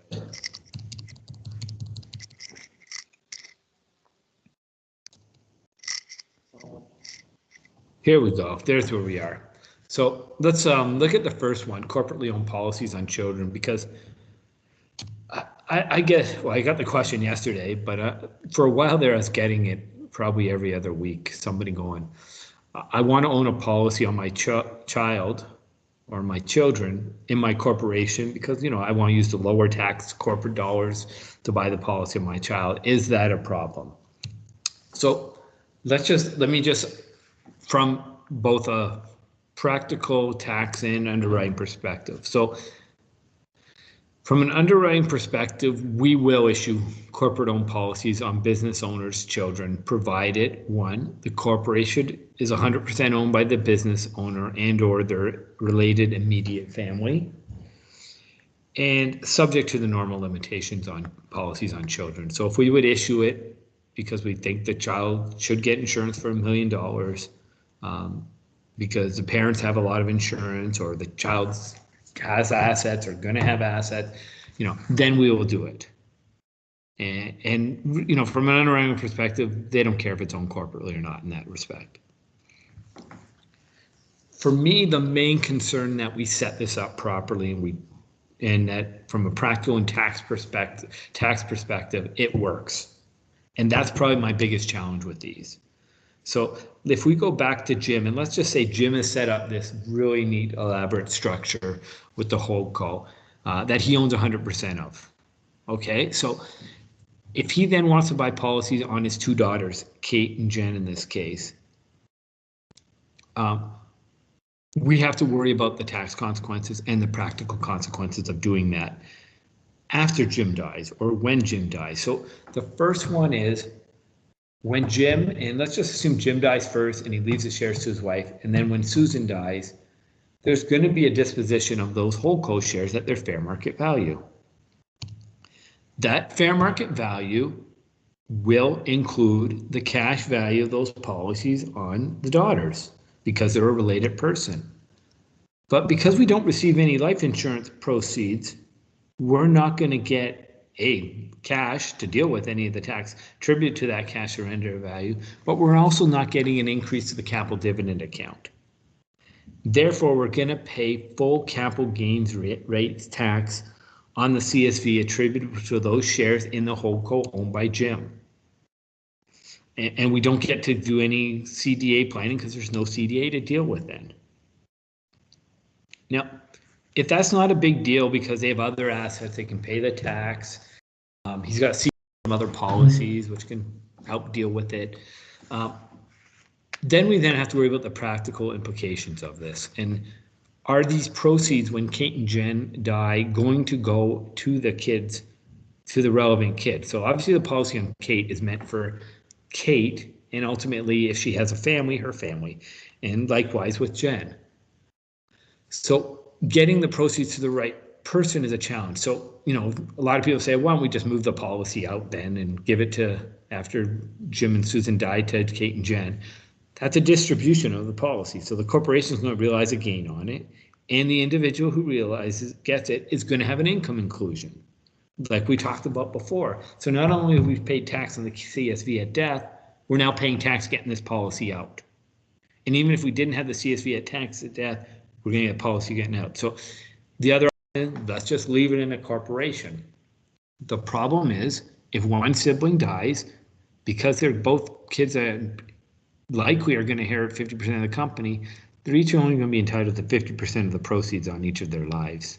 So it may not go 100%. If Kate dies to her family, 50% may end up going to Jen, right? So these are just practical issues. We can deal with them, and it maybe require some negotiation and some share structuring, but we have to worry about that. It's not one of those things you want to raise at the wrong time after somebody's died. So one of the plans one of my competitors like to put out, which full disclosure, I didn't agree with, and I think it's a very risky plan and may not be the best of ideas unless you're willing to assume that risk and deal with the possible consequences of it, is have the holding company own the policy for 10 years, pay all the premiums using the corporate dollars, and then in year 10, when distribute that policy out to Jim in this case. And then Jim can own the policy and name the daughters as contingent owners or do whatever he wants with the policy, but get it out of the corporate environment. And because the CSV at that policy, it's a delayed cash value policy, the CSV is going to be less than the adjusted cost base. So there's no policy gain on it. And then so really all there is a dividend to Jim of that policy if we structure it properly. At fair market value. The real issue I have with that, one of the issues I have with that is the argument that the fair market value is going to be the cash surrender value at that stage. So the one risk is if they die before distribution, well, the parents are still going to be taxed, but the cash surrender value in the policy is going to be relatively low. My bigger concern is that fair market value being equal to cash surrender value. From a valuation standpoint, if I was CRA, I'd challenge that. First, if there's a health change, that's an obvious one, that the fair market value would be much higher. But also, the structure of this policy makes it so that the cash surrender value, it really isn't fair market value, because in 10 years, this policy has been designed so it probably offset in 8 years with a certain death benefit, a certainly high death benefit. But we also know that if you look at the structure of this policy, the cash surrender value of this policy 5 years out is doubled from what it was at year 10. So it might have been, say, 60,000 at year 10. All of a sudden it's 130,000 by year 15. Therefore, if I did a present value analysis, I would argue that policy is worth a lot more than the 60,000.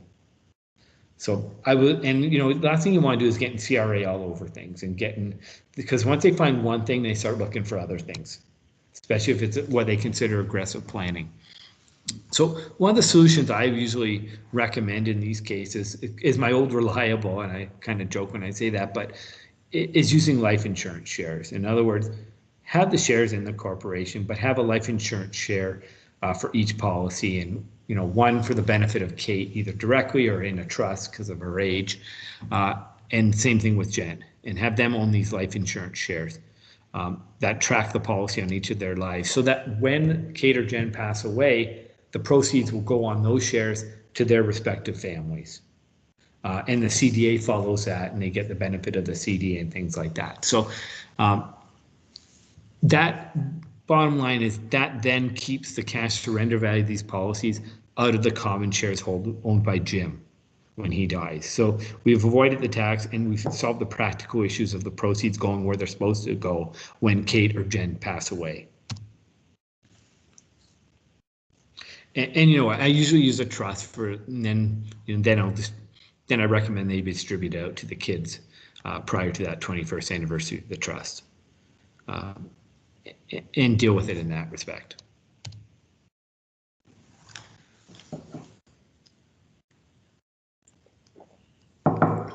The other thing I want to talk about is joint last to die policies, not just in a corporate context, but also in a personal context. Now, I wrote an article about a month ago, and I think I mentioned that, so I'm not trying to plug my article. I probably shouldn't have said it again. But in any event, I encourage people to sometimes look at the value of a joint last to die policy, because I understand from a numbers perspective, joint last to die policies look really good. They're their rates of return, their IRRs are really high, and for less cost, you get a much larger death benefit. And the practical aspect is most people think we don't need that money until both spouses have passed away, either to pay a tax liability or to give money to our kids. We want to give the money to the kids when both of us have passed away. The problem is there are cases where we need cash at the first spouse's death. That's probably the first and foremost. But the bigger issues arise when there's a divorce or separation. So the practical problems include the fact that, you know, the tax liability if you divorce or separate don't arise on a surviving spouse's death. It arrives when the person who has the assets dies, into their RSP, their shares, whatever. And if they have loans because of their business or something, usually the loans get called when that person passes away. So that's when you actually need the money. But then there's also tax problems with the actual policy, and I call those the disposition issues, because that policy is still around without any money being received if the ex-spouse is still alive. So let's look at an example here. We have two clients in their 40s. And incredibly enough, I'm seeing so many joint last to die policies for young families. It baffles me, and I'm not sure if people are just not thinking about the issues or they're just trying to make a quick sale. But so we have clients both in their 40s and have two children. They want life insurance to fund tax at death and to provide for the kids, provide an asset at retirement, and possibly give some assets to the kids when they both pass away. So they're considering a joint last to die because it provides a larger buildup of cash value and death benefit for the same premium as a single life policy. So the question comes, what if they divorce? And, you know, assume one spouse is going to keep the policy. You know, maybe they'll own it jointly. I don't like jointly owned policies, but that's another an issue on the side. So let's assume one's going to have the policy because it's messy if you have ex-spouses owning policies together. But anyways, so let's just assume one spouse owns a policy and that spouse dies first. So the ex-spouse is still alive. And at that time, the cash surrender value of that policy is $1 million and it has no adjusted cost basis. So the first thing is there's no insurance proceeds received since the ex-spouse is still alive. So they might not have any money to pay the taxes on their own RSP or whatever, which then puts the person's estate at a little risk there. Secondly, if the successor owner or contingent owner of that policy is the children, there's going to be a deemed disposition of that policy. So policies go from a parent to a child on a tax-free basis only if it's a policy on the child. If it's a policy on a parent, it doesn't go to that child on a tax-free basis. So in other words, it's deemed disposed of its cash surrender value. So then there's a policy gain in this case of $1 million, which means the person who passed away, the first spouse, would have to pay a $535,000 tax liability. Now, they could avoid that if there was a new spouse, but they roll that spouse over and they make that spouse the successor owner of that policy. But then that spouse gets the policy. It can't go into a spousal trust. You don't get the rollover by making a spousal trust the successor owner. It has to go directly to that spouse, which means that person can do whatever they want with that policy. Subject to, I guess the only really possible way around this, if someone remembers to do it, and it doesn't, and the new spouse is okay with getting a policy with irrevocable beneficiaries. So, you could name the kids as irrevocable beneficiaries. That's really the only possible solution to avoid that tax if the new spouse, but if there's no new spouse, that's not even on the table. So you're really in kind of what I call a lose-lose situation. You either you don't get the insurance proceeds and you might have to pay tax on it, or the children may not get the policy. Now, this is a personal owned policy I'm looking at right now, and I'll go to corporate because it's a very similar risk, just a little more planning options. But there's two choices to address this risk. One, just buy single life policy. The money gets received on the person's death. There's no deemed disposition. The other option is keep the joint last to die policy, but have a trust own it right from the very beginning. Because you can't transfer a policy with accrued gain into a trust and not pay tax on it. So basically have it in the trust and therefore when the person passes away, there's no deemed disposition because the trust is still around. And because the policy is not a capital property, there's no deemed disposition of the policy on the trust's 21st anniversary. So we can then keep that policy in the trust for the benefit of the children to when the second spouse dies, and then the money can go out. We still don't have any cash to pay tax when the first spouse dies, but that's, that's the risk of a joint last to die policy in any event. And it may also be difficult to get a third-party lender to lend against a policy. They're probably not going to lend against a policy owned by a trust, if that was part of the strategy being employed planned for this policy. Now, if we had the same facts, same 40-year-old couple, but instead we basically we have it in incorporation, then the shares are deemed disposed of at fair market value, which includes that CSV policy, unless it goes to the new spouse or a spousal trust. So in other words, the cash surrender value of $1 million could be included in the shares if there's no new spouse or no spousal rollover of the shares. And therefore you're going to pay tax on those shares. And because there's no insurance proceeds, there's no money to pay the tax, but there's also no addition to the corporation's capital dividend account. So then the children need to come up with money to pay the tax on the shares of that company that were owned by their parent who died first. So again, the solution is a single life policy, so you don't have to worry about that issue as much. Or keep the joint last or die policy, but have a trust or children own the life insurance shares again. And those are just, the life insurance share seems to be a default answer in some respects, but that may be the solution for it. So that the CSV of that joint last or die policy is not included in the value of the deceased spouse shares. Again, you're still going to have problems getting a lender against these policies, as you would with any joint last to die policy when there's a divorce and everything. But I think you just got to be aware that, at least we may be able to avoid the tax on that CSV. Now, I'm going to spend the next, I'll say, 10, 15 minutes and go through shareholders agreements. And this is probably the more, I'll say, well, if there is an enjoyable part to my presentation, this is probably it, because it's not quite as intensive with tax rules and numbers. There are some tax rules in it, but not as many. So, and I begin this by saying basically a life insurance sale for the purpose of funding a buy-sell agreement in a shareholders agreement is probably one of the easiest sales you should come across. And it's also a great opportunity to demonstrate that you add value to the client. And I know Brent covered in a previous session the different ways you can structure these buy sells, and what are some of the considerations. So I'm not going to discuss them here. The problem I do find is that these policies get sold sometimes by another advisor, but nobody follows up on it and makes sure the shareholder agreement is signed, or it reviews it to make sure it actually does what we planned on doing when we're talking about getting the insurance to fund the buy-sell agreement. So sometimes we have things that are intended, but they're not legally binding. And some of those types of issues are sometimes not all the shares are purchased or sold, or the value might be wrong in it, or it may not be tax efficient for one or either of the parties in that respect, and that was never what was intended. There's usually people have a set idea in mind what they want to happen and how they want it to arise from a tax perspective, but the agreement doesn't reflect that.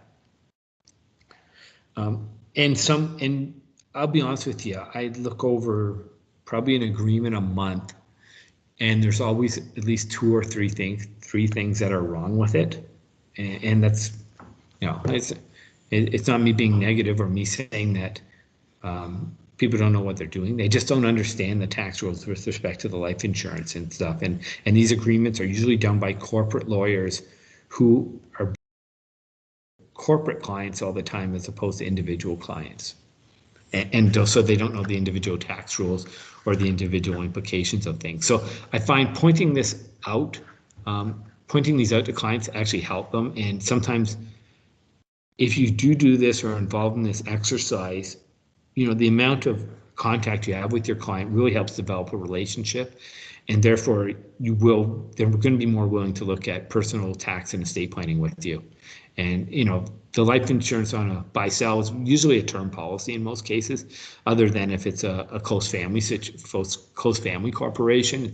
It's usually not a permanent policy. Sometimes it is, and sometimes we use permanent policies in a holdco with a operating company as a beneficiary or something like that to fund the buy-sell. But it doesn't lend itself to adding value in other insurance sales and other business with that client. So, and again, this is kind of a looking over the agreement for me is something I can do really quickly, and not because I'm smart, just because I've seen a lot of them. So when I look at them, and you know, and I'll look at them over for you if you're looking at an Equitable life policy. That's really my only provision, right? I'm not going to do this to help you sell other companies' policies. So before I look at the agreement, there's a couple things I usually want to ask, or what I look at when I first get the agreement. One, obviously I want to know if there's an existing agreement. If yes, I want to know when it was prepared and is it still relevant? Does it deal with all the right parties, and does it still deal with the same situation? The other thing I look at is, was it enforced before April 27th, 1995? The magic of that date is those rules I referred to really earlier when I was talking about the stop loss rules, the grandfathering rules. Certain things, if you do with the life insurance or with the agreement, any changes you make could cause these shares to lose a grandfathering status, which is not a good thing, because a grandfathering status basically avoids those stop loss rules that limit the amount of CDA. Shares that are grandfathered, you could have 100% of the redemption value be covered by the CDA and not have the stop loss rule apply. So, you know, and if it does have grandfathering status and we can maintain it, there are some cases where we can actually add more insurance and really take advantage of those grandfathering rules and the tax savings associated with it. So, but the thing is, we need to get the client's tax advisor on board to make sure we're not messing up the grandfathering rules, because we don't want to do anything that suggests any actions to lose it. The other question I ask is their existing life insurance coverage. And of course, the reason that we're asking that is obvious. What is it? How much is it? And is it adequate for the needs? And, you know, is it up for term renewal soon? Is it convertible? Just things like that. We want to know a little bit more about what we're dealing with here. But the other thing is, we want to know is, was the corporation that we're dealing with a beneficiary of a policy on April 26, 1995? And if yes, then again, we need to get the shareholders' tax advisors involved to see if these shares are grandfathered from the stop loss rules. Having insurance in place, if part of the purpose of that insurance was to buy back shares, then we might have grandfathering status here, and then we can add more insurance and keep that grandfathering status, so we don't have those stop loss rules applying. So we don't want to do anything that can help us certainly make the client lose the status, but we also want to be able to take advantage of that status if we can. So let's go through an example, and it's not a grandfathering example. That's why I picked for this example, Mike and Joe, who are business partners, not married, just business partners, and they started the business in 2004. So no grandfathering. We're not going to touch that issue in this one. And then they entered into a shareholders agreement in 2006 and got $1 million of term life. Let's just say 20-year term, just so we're not talking about renewals right now. Purchase on each to fund the buyout, and it's owned by the operating company. They also purchased disability insurance, and they reorganized, and then later on, the value of the business grew to about $4 million. So they decided they would reorganize it to take advantage of holding companies and family trusts and things like that. And they did that in 2012 when it was worth $4 million. The company is now worth $6 million. So this is what we're dealing with here is we got Mike and Jill owning shares of the operating company directly from that freeze value of $4 million, so $2 million each of shares. They have a holding company that owns 20% of the shares, where they flow dividends up to make investments and do personal tax planning. And they have family trusts, each that own 30% for future growth purposes. So when I get the agreement, there's a few things I usually look for. There's other stuff in the agreement.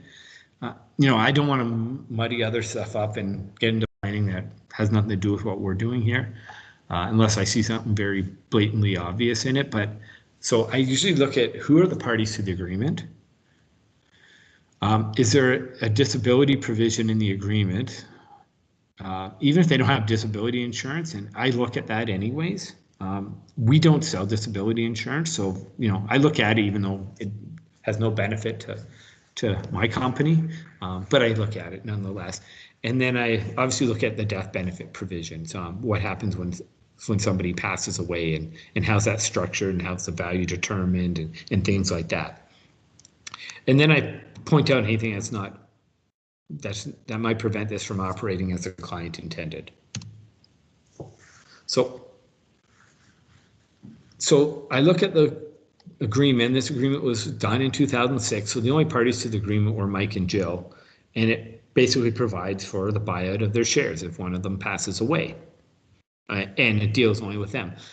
The problem is that the holdcos and the trust were not in existence then, and the agreement didn't provide for them being part of the agreement, and there's nothing ever signed to include them in the agreement.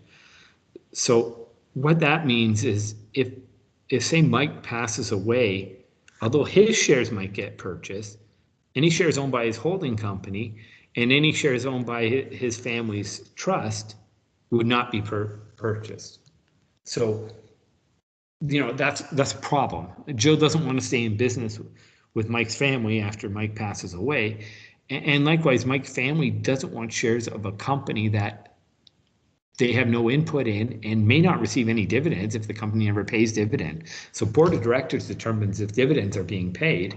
And if Jill's one of the directors, she might, I'll say veto, because she doesn't want the money going out. She wants to grow the company, or she's making a salary and doesn't need the dividend. So that's kind of a big issue. The second thing I noticed in this agreement was when I looked at the disability provision, it was defined as not being able to devote full-time attention to the shareholder's job for a period of 6 months. And it's incredible how many provisions I see that are very similar to that. The reason I'm concerned about that, I understand what the intention is. The problem is I've never seen a disability policy that has had wording that would remotely pay out in circumstances where that may be the case. So the result is, if you look at it, somebody got sick, they're sick for 6 months or whatever, or they're not performing 100% or whatever, and the provision would say, you know what, the other person can buy that person out. Well, the bottom line is the person who's got the disability might force that buyout if they just want to get out and get their value out.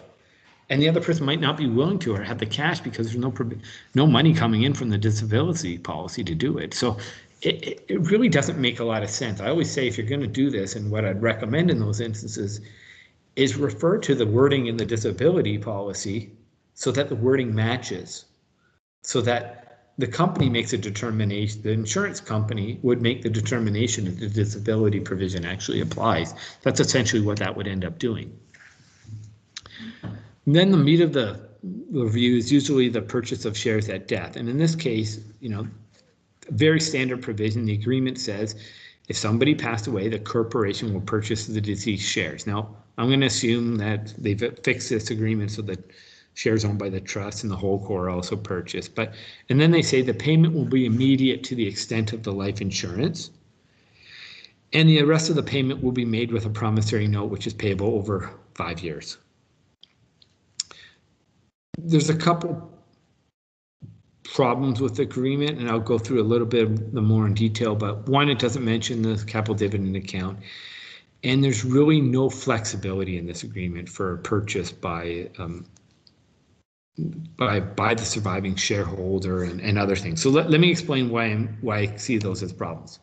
So let's assume Mike dies and is survived by his wife Carol. The corporation's worth $6 million, but when Mike dies, it's actually up to $14 million. I'm just picking the numbers here, obviously. His preferred shares are worth $2 million. The common shares are owned by the whole core, $2 million, and the common shares owned by the trust are $3 million. So we're looking at increasing the insurance coverage to $3 million with CDA addition of $3 million expected. Let's just say that's where we're going on this, because we just want to fund the tax liability, and they don't want to buy too much insurance at this point because the value was $6 million at this time. So I'm going to go through a couple rules, and we talked about these at the very beginning, but when shares owned by an individual are purchased by a corporation that issued the shares, which is the case here, the OpCo, there's a deemed dividend and not a capital gain. So that $2 million of preferred shares that Mike owns here, that would be a deemed dividend, not a capital gain. And that's important for a couple reasons, and we'll go through some numbers in a second here. Secondly, when it's a mandatory purchase, in other words, it says the corporation will purchase the shares and not an option, the deceased can't roll those shares over to his spouse or her spouse. But in this case, it's Mike. He can't transfer these shares to his wife or to a spousal trust. So it means the capital gain is triggered on death, even if there is a surviving spouse. So we can't take advantage of that either. So what does this mean? So if it's not a capital dividend, then it's a taxable dividend because the company's buying back its shares. We're looking at tax of 47.4% rather than capital gains rates of almost 27%, which increases the tax from $535,000 to $948,000. And the 535 is if we didn't even have a capital gains exemption to use. If it's not a capital gain because it's a deemed dividend, Mike can't use his capital gains exemption, which means he's losing out on a savings of $236,000, right? So originally I said he could have been $535,000. Now it'd be even lower if he could use his capital gains exemption, and that exemption is going to keep going up. So if when it hits $1 million, he's losing out on $267,000 of tax saving. Secondly, because it's a mandatory purchase, he can't roll any of his shares over to his spouse, Carol.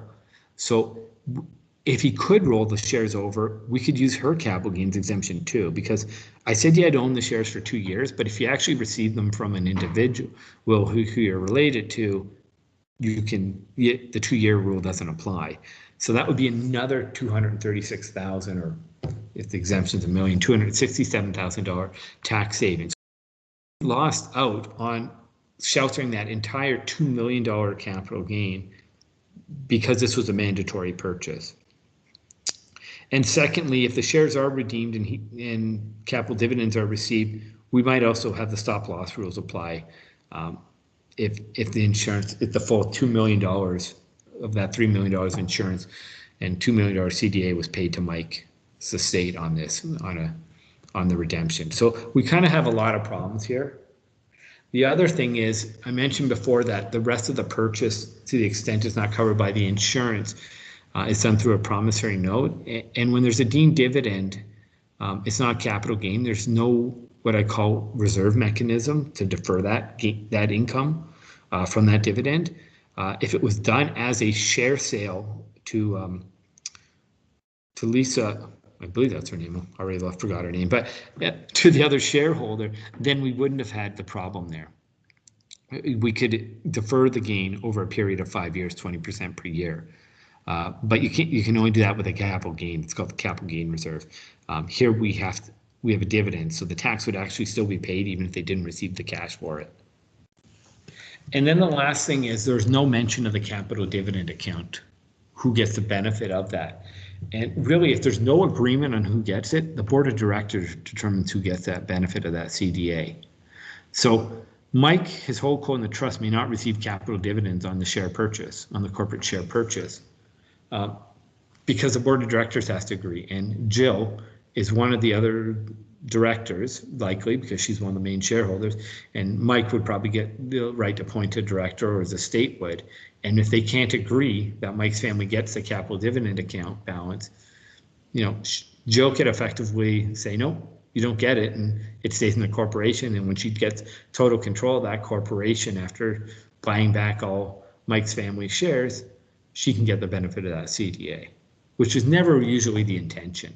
And that's why it's very important that the agreement does mention who gets the benefit of the CDA, and then also built in that flexibility of how this is going to be purchased, partially by Jill, partially by the corporation or whatever. So, and that's where the whole idea of what we call put call options, and I believe Brent probably talked about that in the structuring session, but we could have it so, you know, we could let the trust get their capital gains exemption, and then Jill ends up buying the shares using some of the CDA balance and, you know, get the cash out that way. We can have so much flexibility to minimize the tax here, as well as and provide who gets the benefit of the CDA under different circumstances.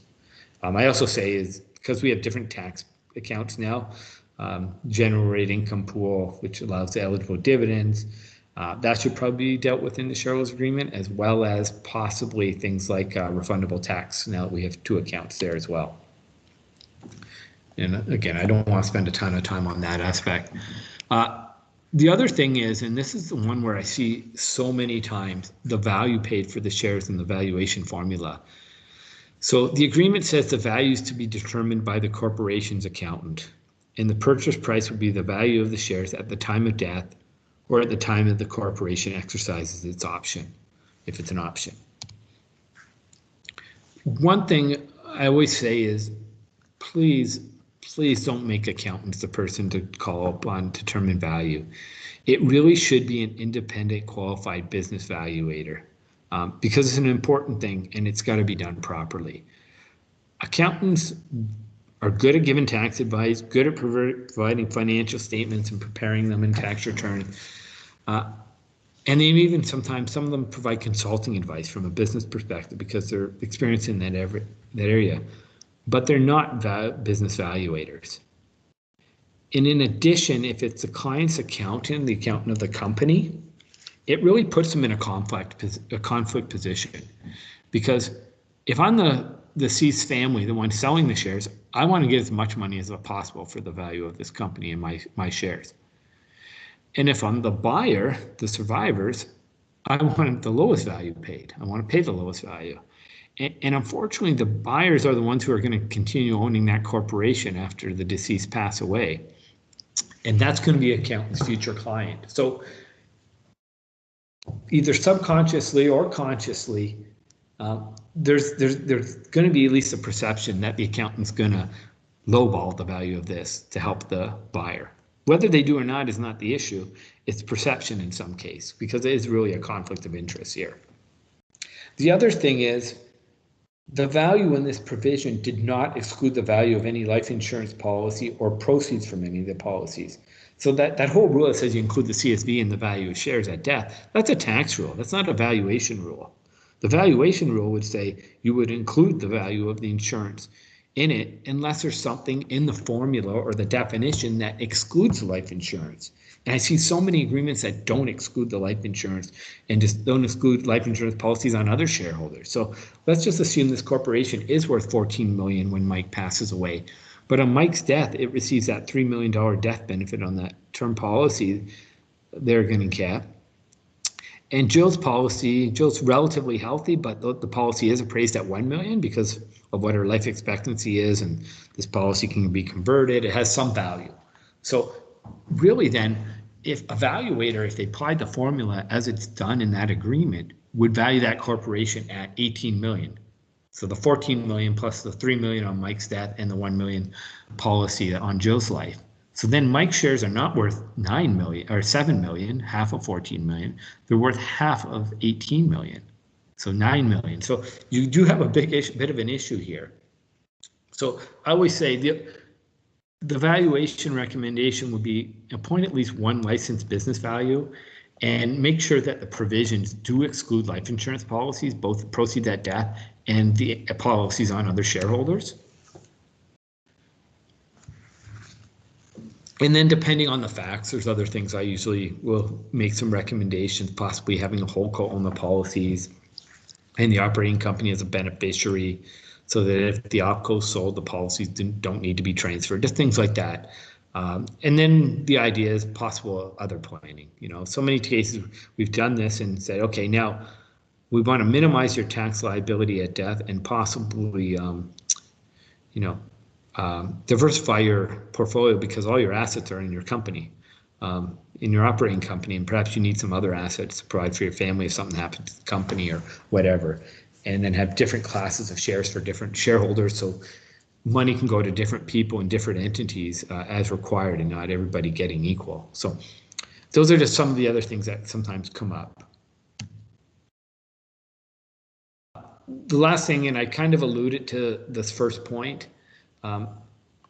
is sales strategies don't usually cover all the tax rules. Like, you're never going to see any company's standard software deal with stop loss rules or deal with the CSV of the policy at death. Things like that aren't in the software. It's just not built in because we don't know if it's going to be applicable or not. And the other thing is I always want to put up, just be aware that accountants and lawyers will sometimes put up roadblocks. Sometimes it's tax issues, sometimes legal issues, sometimes it's practical issues, and sometimes it's just they're really not going to get, they don't think they're going to get paid for doing it, and it's easier. You don't get sued for saying no. I always have that philosophy that if I say, yeah, I don't think this work or this is for you, you're not going to get sued. If you say, yeah, that looks great, and something goes wrong, they're going to get sued. So you've got to be prepared to deal with it and convince them that this is in the best interest of their clients. And I think you don't need to know all these tax issues. You just need to know that there's obstacles out there and that you can access people who can help you address these, because these are important issues. And if you can do that, I think it will lead to a lot more business in this market and much larger cases. So anyways,